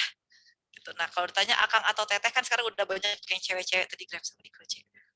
Nyampe kan mereka biasanya walaupun nggak tahu daerahnya itu ada kayak Google Map-nya gitu kan ya, bisa ngikutin map-nya. Tapi kadang-kadang nih yang Grab itu udah nanya ke kalian, teh Kang udah pernah ke sana, jalannya yang cepat lewat mana ya? Tuh udah mulai ragu nih, dia tahu jalan nggak ya? Gitu kan. Ini kalau nggak tahu jalan, saya nyasar nggak nanti? Nah itu udah mulai ada kekhawatiran gitu kan. Jadi walaupun sebagian kita udah lebih baik dibandingkan dengan sendiri pakai map gitu kan ya, jalan-jalan sendiri, di antar lebih peningkatan, tapi masih ada kekhawatiran. Dia tahu map-nya, bisa kena macet, saya terlambat, dan sebagainya. Sedangkan ketika kalian misalnya diantarkan sama orang yang emang udah sering bolak-balik ke sana, dia lebih tahu jalan cepatnya lewat mana, menghindari kemacetan, yang paling aman lewat mana, gitu kan ya. Dan kalian lebih nyaman karena kalian tahu bahwa dia memang udah sering bolak-balik. Dan kalaupun nih ada kendala di jalannya, dengan harapan dengan kalian asumsinya dia udah sering gitu ya bolak-balik, ada kendala tiba-tiba dadakan, dia akan lebih tenang ketika menghadapi masalah tersebut. Contohnya tiba-tiba ban pecah gitu ya, gitu kan ya. Oh nggak apa-apa, itu di dekat sana ada ini kok untuk tambal ban. Dia bisa lebih tenang karena lebih tahu situasi kondisi daerah tersebut. Gitu. Nah itu sama dengan proses pendidikan ketika kalian dibimbing oleh orang lain yang mendidik. Ingin mengantarkan ke yang lebih baik, ingin mengantarkan ke tujuan dengan orang yang harapannya adalah udah sering membimbing orang lain. Akhirnya kalaupun kalian memiliki kepribadian yang berbeda, ada kendala-kendala yang tiba-tiba masih segala macam, harapan kalian adalah orang tersebut sudah bisa membimbing karena dia memiliki pengalaman yang lebih banyak.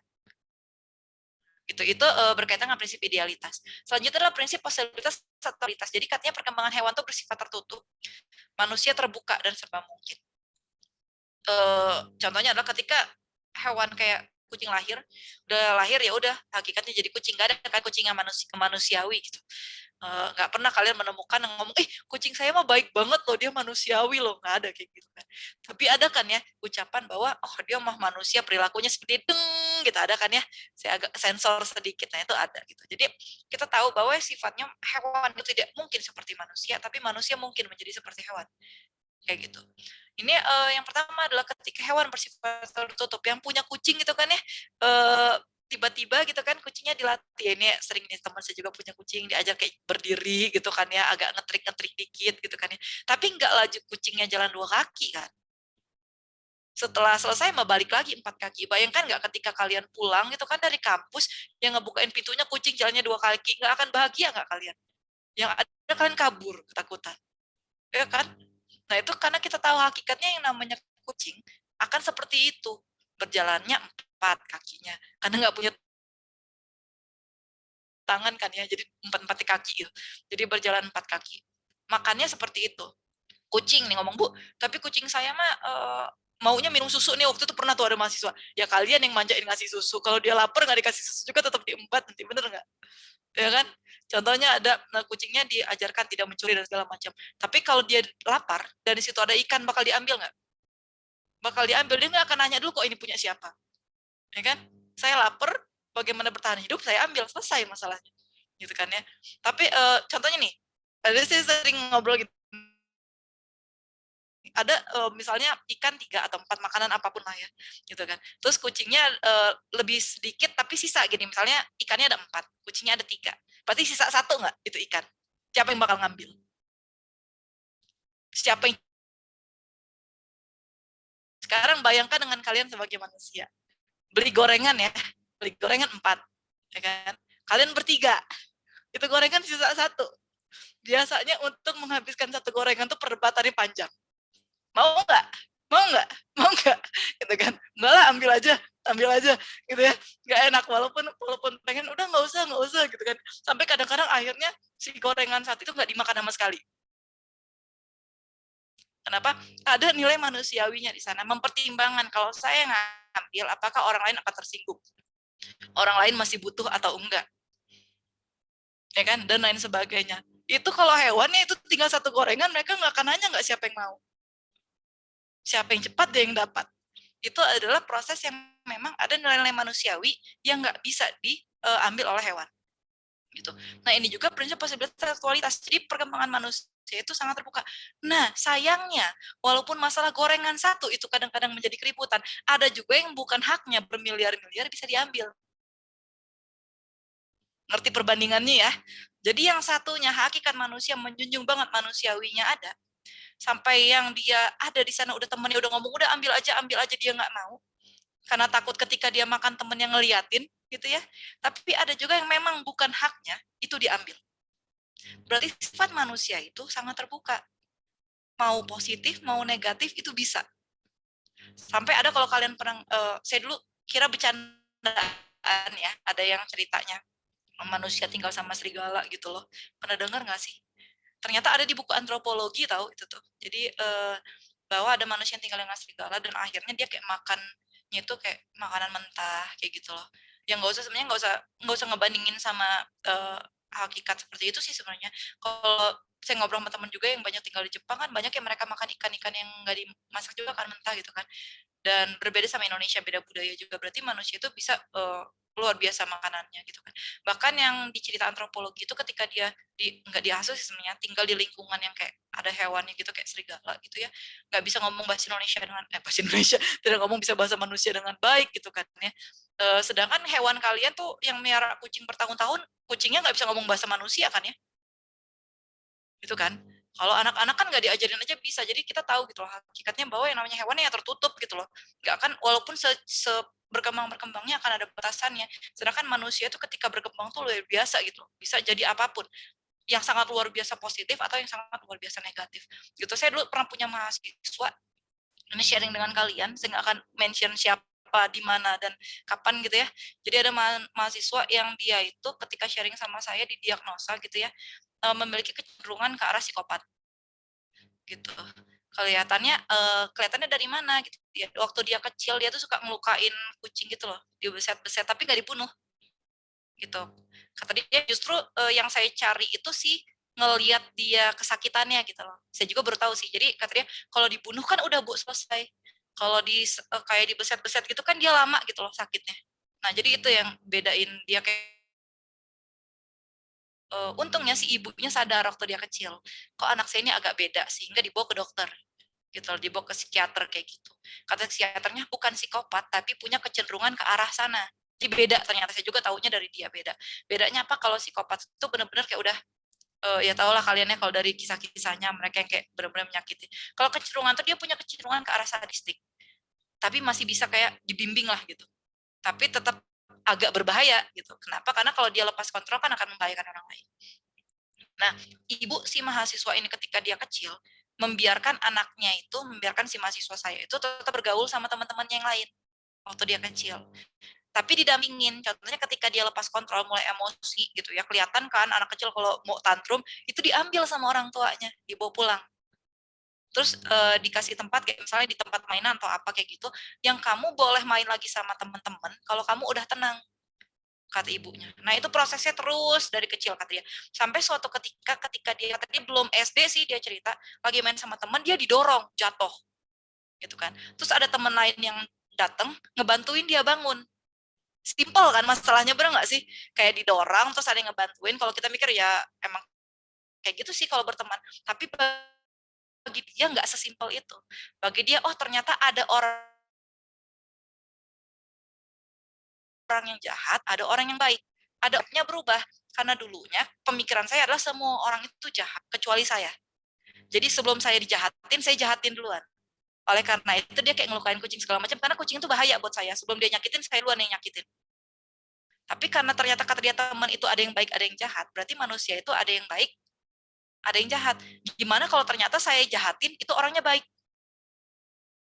Berarti saya dong yang jahat. Ya, itu konsep perubahannya kayak gitu. Jadi akhirnya sejak ada perubahan,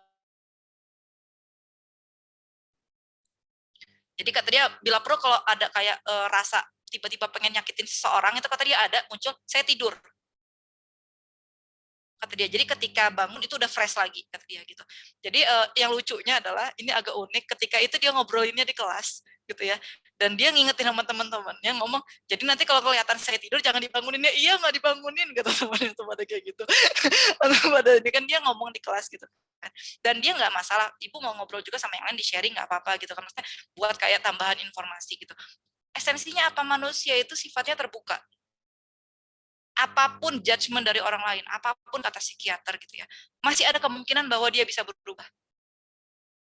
Gitu kan. Jadi termasuk kayak berkebutuhan khusus, itu bukan artinya kita memvonis mereka tidak bisa berkembang. Mereka bisa berkembang, tapi dengan cara mungkin yang berbeda dengan cara pada umumnya. Gitu. Nah, ini adalah mengapa perkembangan manusia bersifat terbuka. Kenapa manusia perlu dididik untuk untuk membimbing si perkembangannya itu yang bersifat terbuka itu diarahkan menjadi positif, bukan ke arah yang sebaliknya. Gitu. Itu kenapa perlu dididik. Terus kalau udah perlu dididik, kenapa nih manusianya dapat dididik? Kan kalau perlu doang terus nggak bisa, gimana dong, gitu kan ya. Udah tahu penting tapi ketika didik nggak bisa. Pernah mungkin kalian mendengar bahwa ada yang ngomong, kamu mah udah nggak bisa didik, anaknya nakal dan lain sebagainya, gitu kan. Itu adalah konsep yang bertentangan sebenarnya dengan prinsip-prinsip yang akan disebutkan. Yang pertama, bahwa manusia itu prinsipnya memiliki prinsip potensialitas. Artinya manusia memiliki potensi untuk menjadi manusia ideal. Kalau udah ada potensinya, yang diperlukan hanya mengasahnya untuk dibimbing untuk menjadi manusia yang ideal. Artinya pasti bisa. Saya nggak ngomong pasti bisa dalam waktu cepat, tapi mungkin cepat, mungkin lambat, gitu kan ya. Mungkin membutuhkan 1 minggu, 2 minggu, mungkin juga membutuhkan 1 bulan, 2 bulan, bahkan tahunan. Sebentar ya. Kenapa? Oh, di dalam sini. Buku TK kan? Iya, di laci. Iya, di laci. Ada yang tulisan di kendaraan. Oh, bukan, itu tumbuhan. Ambil aja semuanya dulu, nggak apa-apa. Enggak, yang atas. Ya. Boleh, nanti taruh lagi ya.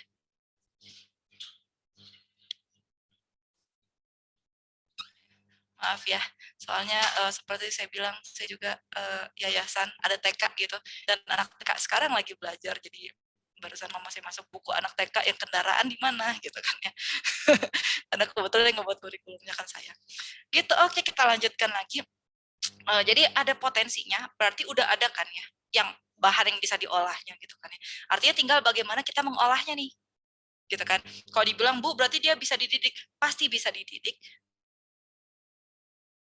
Yang paling sering beda banget ya, cara untuk kalian belajar aja beda nggak? Coba. Ada yang sukanya dengan kayak sambil denger lagu, ada juga yang misalnya harus tenang banget. Saya punya teman yang nggak bisa berisik sama sekali kalau belajar.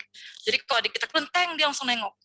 Kayak gitu. Jadi ada yang benar-benar harus sepi banget ketika belajar, ada juga yang harus rame-rame sama temen, kayak ya asal jangan kelabasan aja ya, malah ngobrol gitu kan ya. Itu ada juga yang misalnya harus kayak diskusi sama teman baru paham. Ada yang harus diajarkan, misalnya ada gurunya yang memberikan materi. Ada juga yang lebih cepat kalau baca sendiri. Gitu. Jadi potensinya beda-beda, tapi semuanya punya potensi untuk dididik. Oleh karena itu pasti manusia itu bisa dididik. Yang kedua adalah prinsip dinamika. Seperti yang saya bilang tadi, bahwa katanya manusia itu nggak ada yang menetap ya. Manusia itu selalu berproses. Proses untuk menjadi manusia ideal, mengaktualisasikan dirinya. Karena manusia itu tidak statis, tapi dinamis, ada perubahan, artinya bisa diarahkan kepada perubahan yang positif. Melalui apa? Melalui pendidikan. Gitu. Selanjutnya ada Prinsip individualitas, yaitu mampu menjadi diri sendiri, kediri-sendirian, subjektivitas, bebas, aktif untuk menjadi diri sendiri. Kok ngaruh sih, Bu, kita prinsip individualitas sama kemampuan untuk dididik? Karena kalian memiliki subjektivitas, bebas, kalian akhirnya yang tadi otonom itu memiliki kehendak gitu ya untuk memilih mengikuti atau tidak mengikuti saran orang lain. Yang sebenarnya dengan kalian memiliki kepribadian seperti itu membuat kita jadi bisa dididik. Kok kayak gitu? Bayangkan ketika kalian tidak ada respon sama sekali ketika ada yang mengajarkan kalian hal tertentu. Ditanya bisa coba dijelaskan gimana ya.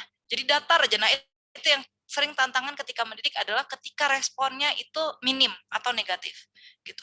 Sedangkan kalau responnya positif, kalian menunjukkan subjektivitas bahwa saya memiliki pendapat sendiri, keakuan, walaupun bertentangan dengan pendidiknya, justru itu yang biasanya lebih cepat berkembang, terutama ketika dia mau menerima kritik dari orang lain. Nah, ini prinsip individualitas. Jadi berkaitan dengan bebas, aktif diri sendiri tanpa balik ke prinsip sosialitas, dia berkaitan dengan orang lain, tidak istilahnya menentang masukan dari orang lain. Itu kan sering ya, kayak ada yang saya paling benar, tidak mau menerima masukan, itu yang sulit. Saya tidak ngomong tidak dapat, tapi saya ngomong sulit untuk dididik. Kenapa? Karena akhirnya dia tidak berkembang, stuck di dia doang. Tapi kalau dia masih mau menerima, itu dia bebas memilih yang mana, tapi dia tetap subjektivitas berkembang, tapi dia aktif di sananya. Jadi bukan pasif, benar-benar untuk mengembangkan dirinya. Nah, prinsip sosialitas ini yang mungkin akan dirasakan oleh orang-orang yang dari luar daerah Bandung gitu ya, atau yang dari luar daerah manapun yang tidak bisa bahasa Sunda sama sekali seperti saya pada awalnya, gitu kan ya. Ketika pertama kali kuliah itu rata-rata dosen, kakak tingkat dan teman-teman ngomong bahasa Sunda waktu saya pertama kali kuliah. Itu tahun berapa sih? 2009 ya. Jadi sampai ada titik di mana ketika kakak tingkat saya, kan kalau dulu tuh kayak kakak tingkatnya sharing materi gitu ya. Kalau UPI dari dulu emang nggak ada ospek sih, nggak ada kayak yang dikerja-kerjain gitu, enggak. Jadi kalau waktu saya ya, jadi waktu itu katanya tuh ngomong pakai bahasa Sunda. Terus saya nggak nyatet sama sekali kan. Terus didatengin sama mereka gitu. Kok nggak nyatet gitu kan. Saya bilang saya aja nggak ngerti ngomong apa. Ngapain mau saya catat, itu yang pertama. Artinya saya benar-benar posisi yang nggak ngerti sama sekali. Sampai ada dosen yang ngomong, kalau misalnya nanti lain kali ada teman-temannya yang ketawa sekelas, kamu ikutan ketawa aja, ngerti nggak ngerti. Kenapa? Karena waktu ketawa sekelas saya nggak ngerti kan, dan saya ngeliatin dosennya apa sih yang lucu gitu kan ya, dan kata dia, saya ngelihat kamu nganggap saya nggak lucu agak gimana gitu kan ya. Jadi dibandingkan kamu ngeliatin saya dan menganggap saya tidak lucu, ketika teman-teman ketawa, kamu ketawa aja ikutan baru nanya nanti, gitu kan ya. Jadi ada yang titik di situ gitu kan.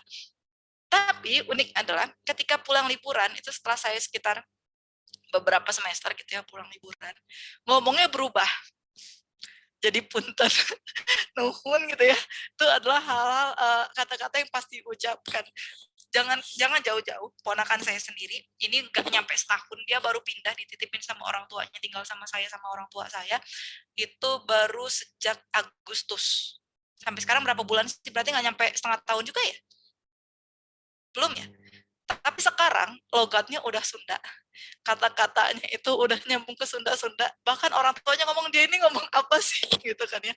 Karena kakak saya nggak ngerti sama sekali bahasa Sunda, nggak pernah tinggal di sini. Gitu. Kenapa? Prinsip sosialitas, bahwa manusia itu berinteraksi menerima pengaruh dari individu lainnya. Karena mayoritas di sini bahasa Sunda, akhirnya terpengaruh menggunakan bahasa Sunda. Oleh karena itu kalau ada yang ngomong, Bu, saya nggak bisa bahasa Inggris, cara paling tepat untuk bahasa Inggris adalah gimana? Kalian ada di lingkungan yang pada ngomong bahasa Inggris, selesai masalahnya gitu kan ya. Karena ini yang terjadi kepada teman saya yang kebetulan dia ngambil visa kerja. Jadi ada ini buat kalian yang mau liburan nanti ya ke Australia tapi sampai kerja, itu ada sebenarnya. Itu saya lupa namanya apa, itu untuk sampai usia 30 tahun apa 35 tahun itu bisa gitu. Jadi kerja di sana, kerjanya macam-macam gitu kan ya, dan nggak ada tuntutan kayak harus pengalaman banyak gitu, nggak tergantung pekerjaannya. Teman saya ngomong dia ke sana itu bahasa Inggrisnya itu kayak sampai yang ketika komunikasi sampai orang yang mempekerjakan dia harus pakai isyarat, ngerti ya? Gitu kan. Jadi untungnya kata dia mungkin karena Australia itu negaranya banyak imigran, jadi ketika orang pakai gitu-gitu dia ngerti gitu kan ya. Jadi kayak misalnya ayam, dia ngomong ini di mana gitu kan ya. Jadi ada titik-titik di mana yang pakai kayak gitu. Uniknya beberapa bulan di sana bahasa Inggrisnya jadi lancar. Kenapa? Ya gimana ya, mau nggak mau kan? Kalau kamu nggak bisa bahasanya, bertahan hidupnya seperti apa? Jangankan teman saya yang di sana berbulan-bulan. Saya pengalaman waktu di Malaysia, sebenarnya di Malaysia orangnya pada pakai bahasa Melayu kan, tapi kebetulan event yang saya ikutin event internasional. Jadi orang-orangnya pada pakai bahasa Inggris. Sesama orang Indonesia aja akhirnya pakai bahasa Inggris. Kenapa? Karena sering awalnya tuh kita ngebedain. Karena kebetulan itu ada 100 sekian orang dan 11 orang itu dari Indonesia gitu kan. Awalnya kita sesama Indonesia ngomong bahasa Indonesia, tapi akhirnya sering ketukar. Nah ini nih, pernah nggak kalian ngobrol sama orang pakai bahasa Sunda, bahasa Indonesia, jadi kegabung-gabung? Ketika saya ngomong sama orang yang harusnya nggak ngomong bahasa Indonesia, saya ngomong bahasa Indonesia. Contohnya dengan teman dari Singapura, dari Myanmar, ngomongnya pakai bahasa Indonesia, jadi nggak ngerti. Akhirnya dibandingkan saya ketukar-tukar, teman-teman yang lain juga ngerasa kayak gitu, akhirnya full dalam seminggu bahasa Inggris. Dan itu improve-nya luar biasa. Meningkatnya luar biasa dibandingkan belajar sebulan bahasa Inggris di Indonesia. Kenapa? Karena dipaksakan. Tolong bukain lift aja atau toilet di mana harus pakai bahasa Inggris, ya nggak? Iya kan? Kayak, kalau nggak kita nyasar. Apalagi kalau di hotel, hotelnya masuk sana masuk sini, dan kadang-kadang kayak eventnya pindah dari gedung sini ke gedung sana. Kalau nggak dipaksakan kita bisa gimana? Semua materinya bahasa Inggris, nanti nggak ngerti gitu kan ya. Mau nggak mau akhirnya harus ngerti. Nah itu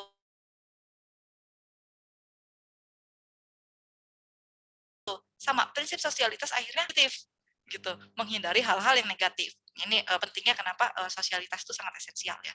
Terus prinsip moralitas mampu membedakan baik dan buruk. Ini mirip yang tadi ya, yang saya cerita tentang mahasiswa yang punya kecenderungan ke psikopat tadi itu, bahwa sebenarnya dia bisa kan membedakan mana yang baik dan buruk gitu kan ya.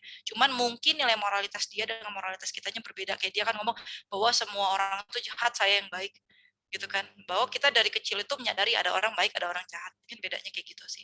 Nah, ini juga prinsip moralitas yang sering kali itu ya jadi kayak hal yang luar biasa menjadi perdebatan gitu, kayak untuk di dalam dunia pendidikan gitu. Mungkin ntar kan kita lebih lanjut dibahas tentang moralitas perbedaan dengan kebudayaan, itu adalah di bab 7 di landasan sosiologis antropologis. Terakhir kita akan membahas tentang pendidikan sebagai humanisasi, dan ini sedikit sih sebenarnya materinya. Yang pertama definisinya itu apa, yaitu memanusiakan manusia, intinya yaitu menjadikan manusia itu kesatuan yang terintegrasi, terus menjadikan manusia yang bisa disebut sebagai ideal ya, yang dicita-citakan, diharapkan gitu. Intinya seperti itu. Jadi dibilang Bu, pendidikan sebagai humanisasi itu seperti apa?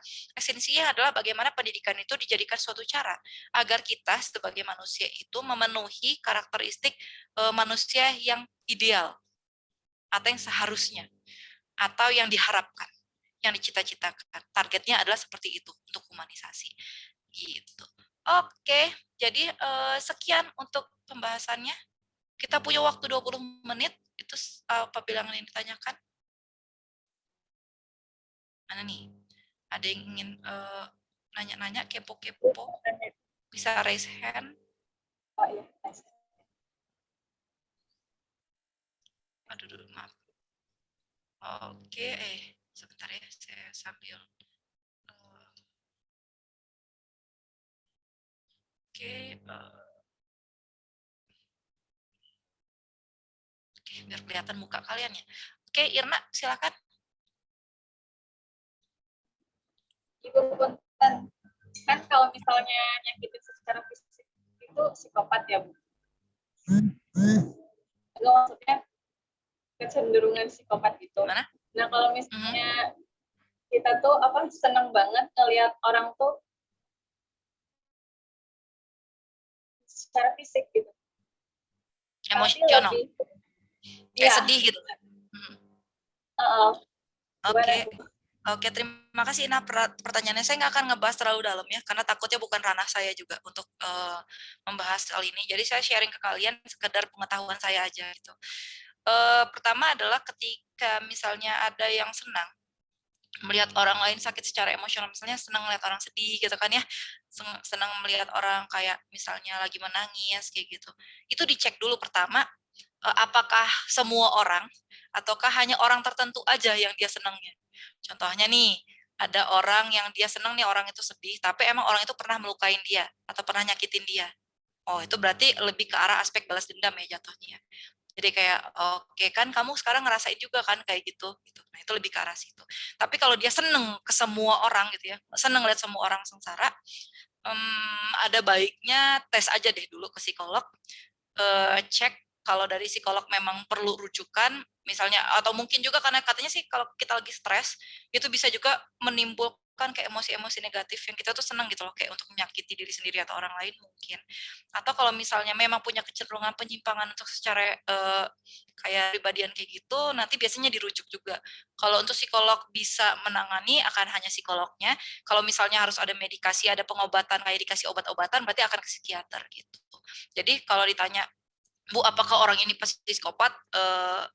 Saya tadi bilang mahasiswa punya kecenderungan ke psikopat karena dia udah punya kayak apa sih istilahnya?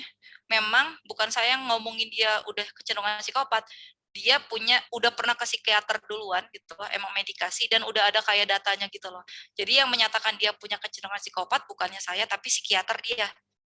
Gitu. Jadi kenapa? Karena saya tidak berhak menentukan apakah seseorang itu memiliki kebutuhan khusus, apapun kebutuhannya.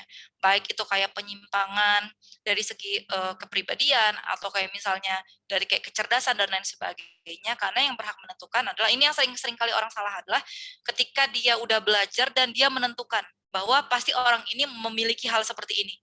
Gitu. Kenapa? Karena untuk menentukan seseorang itu punya penyimpangan tertentu, itu dibutuhkan waktu yang nggak sebentar.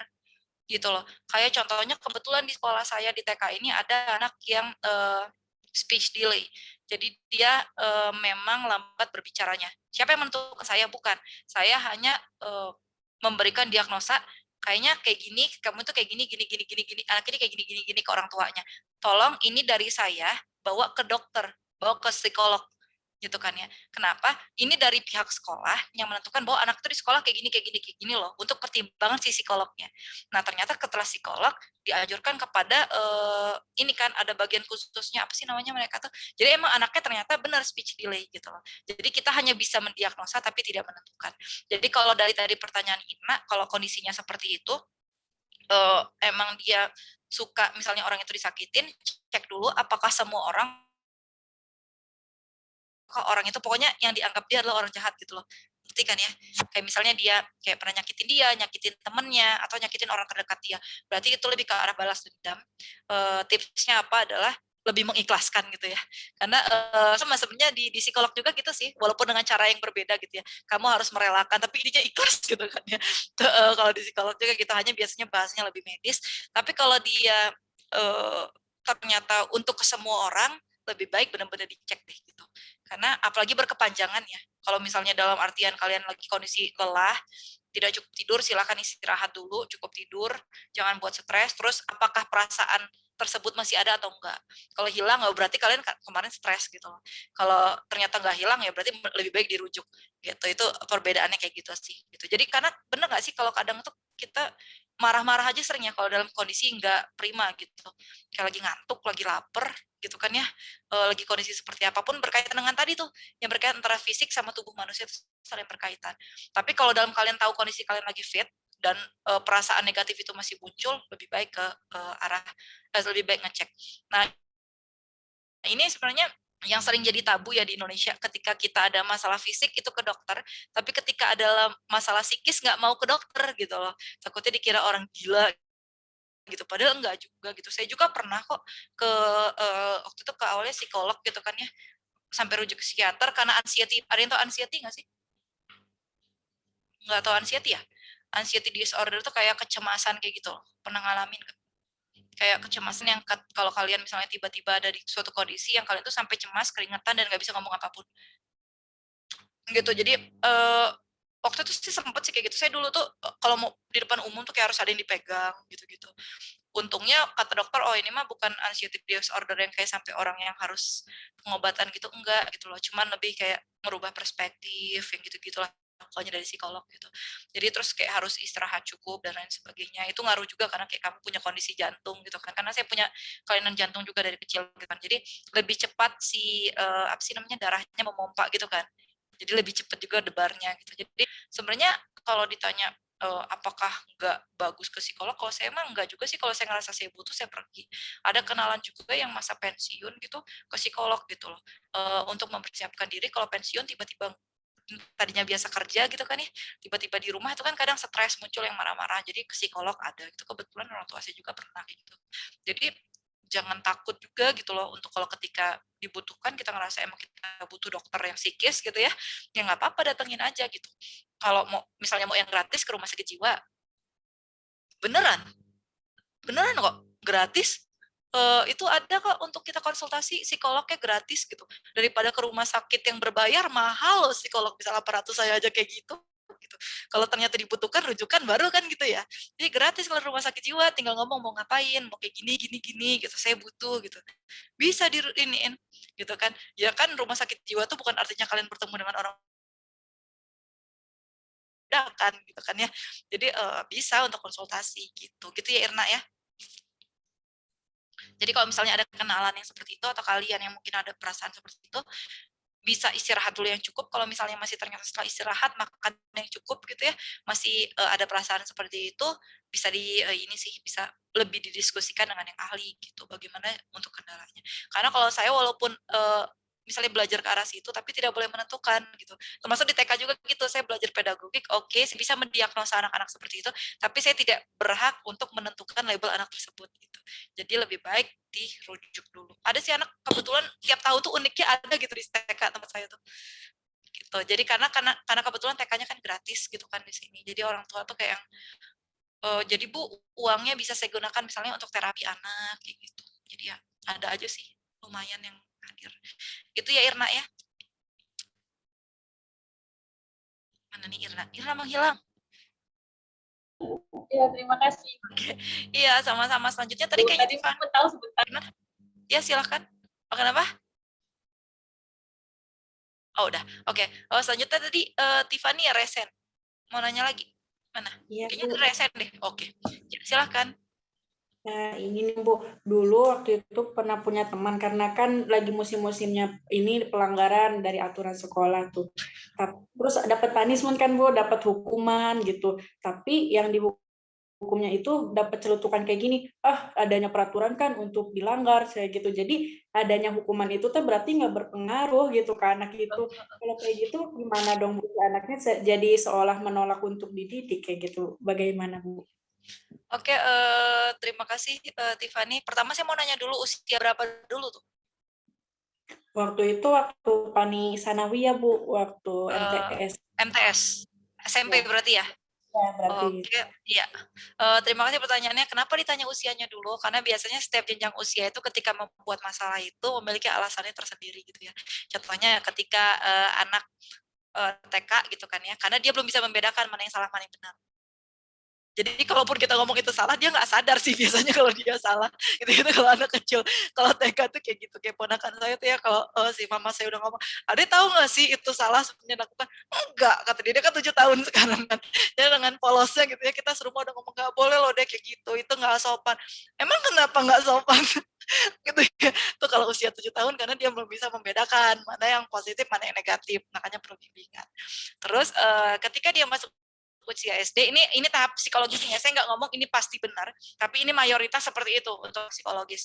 Jadi dari SD, terus dia dari TK tadi usia SD awal masuk mulai naik nih, mulai naik itu dia mulai punya perasaan kayak, oh saya bisa nih sendiri, orang nggak sih ngerasa kayak gitu kan ya. Jadi itu mulai ketika biasanya anak sekitar usia di kelas 10, umur 10 tahunan gitu, sampai nanti akhirnya dia beranjak ke remaja gitu kan ya.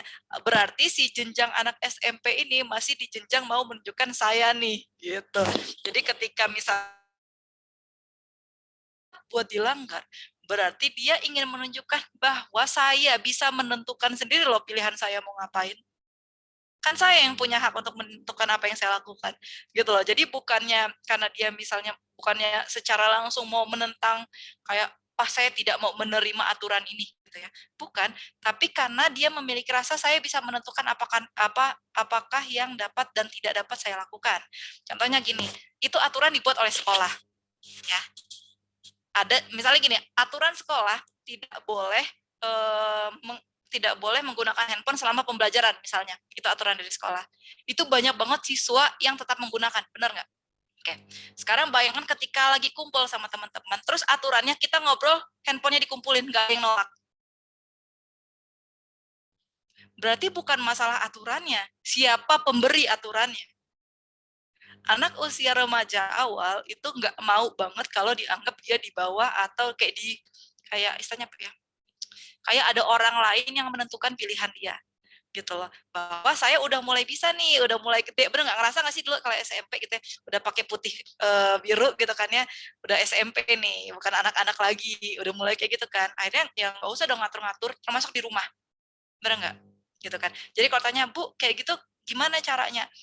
Nggak bisa sepenuhnya bilang anaknya salah, kalau pada saat itu, tidak bisa juga disebutkan sebagai 100% sekolahnya yang salah. Oleh karena itu biasanya ketika anak udah masuk ke usia remaja, sebaiknya aturan dibuat dengan melibatkan anak-anak tersebut, minimal perwakilannya. Jadi ketika nanti misalnya anak itu membuat kesalahan, melanggar aturan, aturan itu dibuat dengan kesepakatan bersama. Bukan saya yang menentukan aturan yang harus kalian ikutin.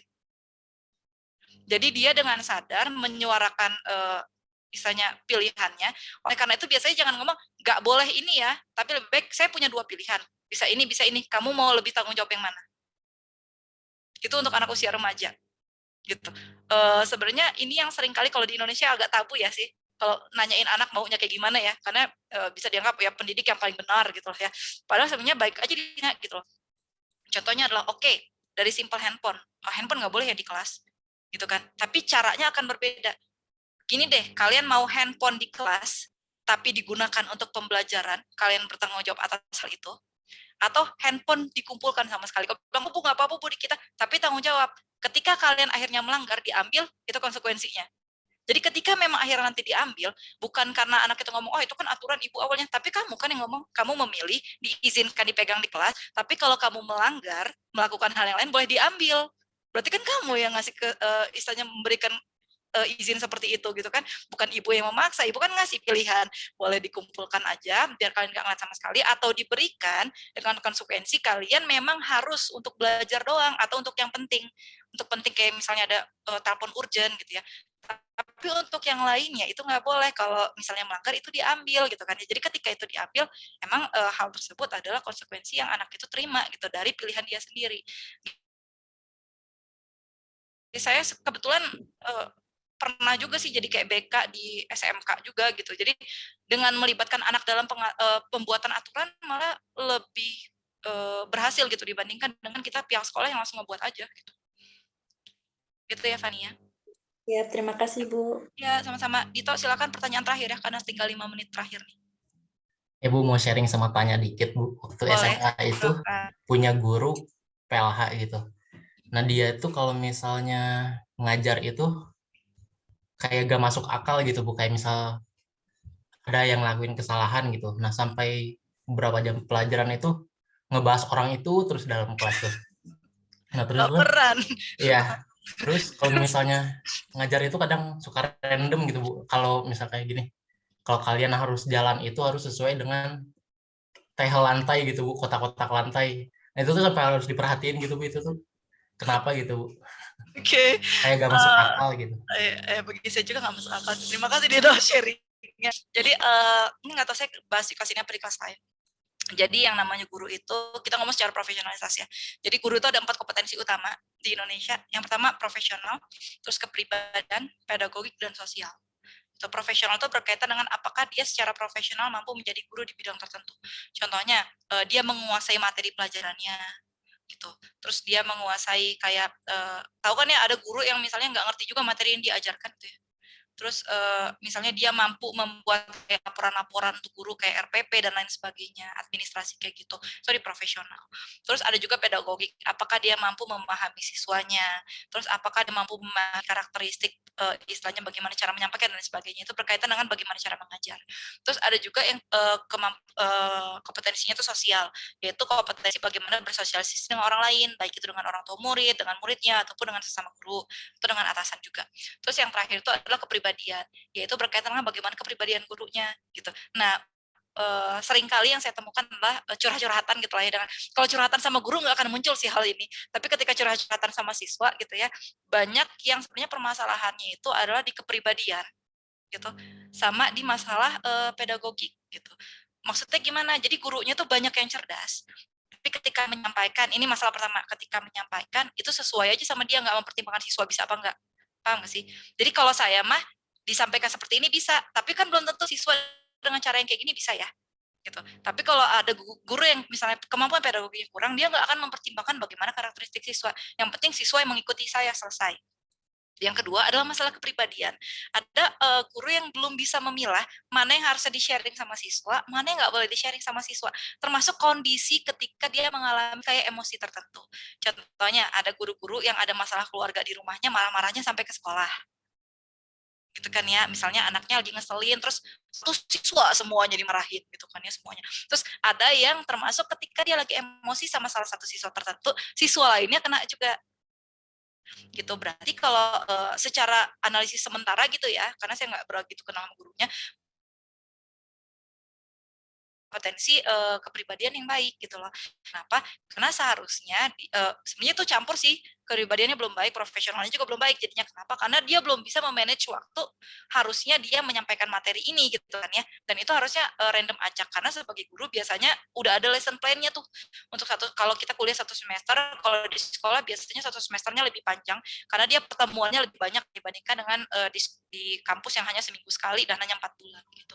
Jadi biasanya ada analisis seperti itu. Jadi kalau untuk Dito tadi, kenapa seperti itu? Kalau saya bilang sebenarnya kemampuan kepribadian, kompetensi kepribadian ini kurang baik. Sayangnya di Indonesia itu untuk tes guru itu hanya ada tes untuk pedagogik dan juga profesional. Jadi sejauh ini tes untuk kepribadian sama sosial itu masih berbentuk pilihan ganda.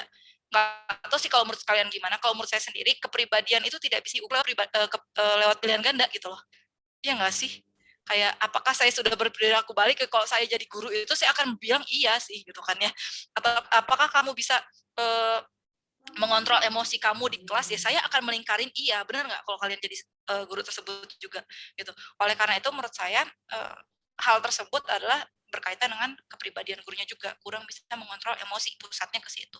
Dan Bu, susah nggak sih jadi guru ngontrol emosi? Susah sih, apalagi kalau kita lagi ada masalah yang kompleks gitu kan ya. Tapi ya itu gitu, jadi karena kan kita guru ya, yang diharapkan guru adalah yang jadi lebih dewasa daripada siswanya, bukan siswa yang ngalah berarti kan. Yang lebih dewasa adalah yang ngalah gitu. Kalau di posisinya, artinya gurunya yang harus lebih fleksibel gitu untuk lebih paham. Kecuali udah kayak yang guru-guru senior ya, itu guru senior bukan biasanya yang ada masalah, kalau nggak guru yang senior banget atau guru yang kayak yang udah lama gitu biasanya. Kayaknya senior sih Bu, tapi Senior ya. tiap pertemuan tuh selalu itu gitu. Iya, soalnya kalau senior tuh kendalanya adalah tidak ada yang berani mengkritik. Sama kata teman tuh disebutnya OCD Oh, gitu kan. kalau OCD itu dia OCD itu gimana Bu? OCD dia punya kecenderungan mungkin bisa, cuman kalau OCD berarti kelihatan sih kayak dari pakaiannya rapi banget. Terus dari dia naruh barang dia di meja itu harus urutan. Kayak misalnya nanti pensilnya kalian geser aja dikit, ntar dibalikin lagi. Saya pernah gangguin teman saya soalnya. Dulu teman saya ada yang OCD gitu kan ya. Dia naruh barang terus saya geser dikit dia tahu, balikin lagi gitu. Saya geser lagi dibalikin lagi gitu. Itu kalau OCD biasanya kelihatannya kayak gitu sih gitu. Oke, mungkin nanti kita bahas lebih lanjut karena 8.40 ya. Nanti kita bahas lagi di landasan psikologis pendidikan. Bayan hadir nggak? Bayan nggak ada? Oke, Putri udah ada belum? Saya nggak melihat soalnya. Putri ini ya, Putri apa nih namanya? Putri Maharani. Ada. Putri Maharani ada, Putri Agustina ada. Bu. Ada. Ikna udah ada? Ada, Bu. Oke, Jeremy? Ada.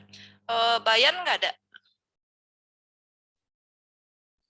Nanti temennya diingetin aja ya untuk Bayan sama Jeremy, tolong konfirmasi saya. Ya, Nabila kenapa? Ibu izin bertanya, Pak makalah atau enggak, Bu? Enggak, kalau yang ini pedagogik aja yang pakai makalah. Baik, Bu, terima kasih. Ya. Mau ditambah? Ya, enggak. Ya udah ya. Sekian perkenalan hari ini, kita berjumpa lagi minggu depan. Stay home buat kalian semua. Jangan lupa dikumpulkan resumenya buat besok ya. Ada pedagogik juga gitu. Jadi kalian punya tugas untuk hari ini. Jadi sekian dari saya. Kita berjumpa lagi di pertemuan selanjutnya. Wassalamualaikum warahmatullahi wabarakatuh. Waalaikumsalam warahmatullahi wabarakatuh. Terima kasih banyak, Ibu. Terima kasih, Bu.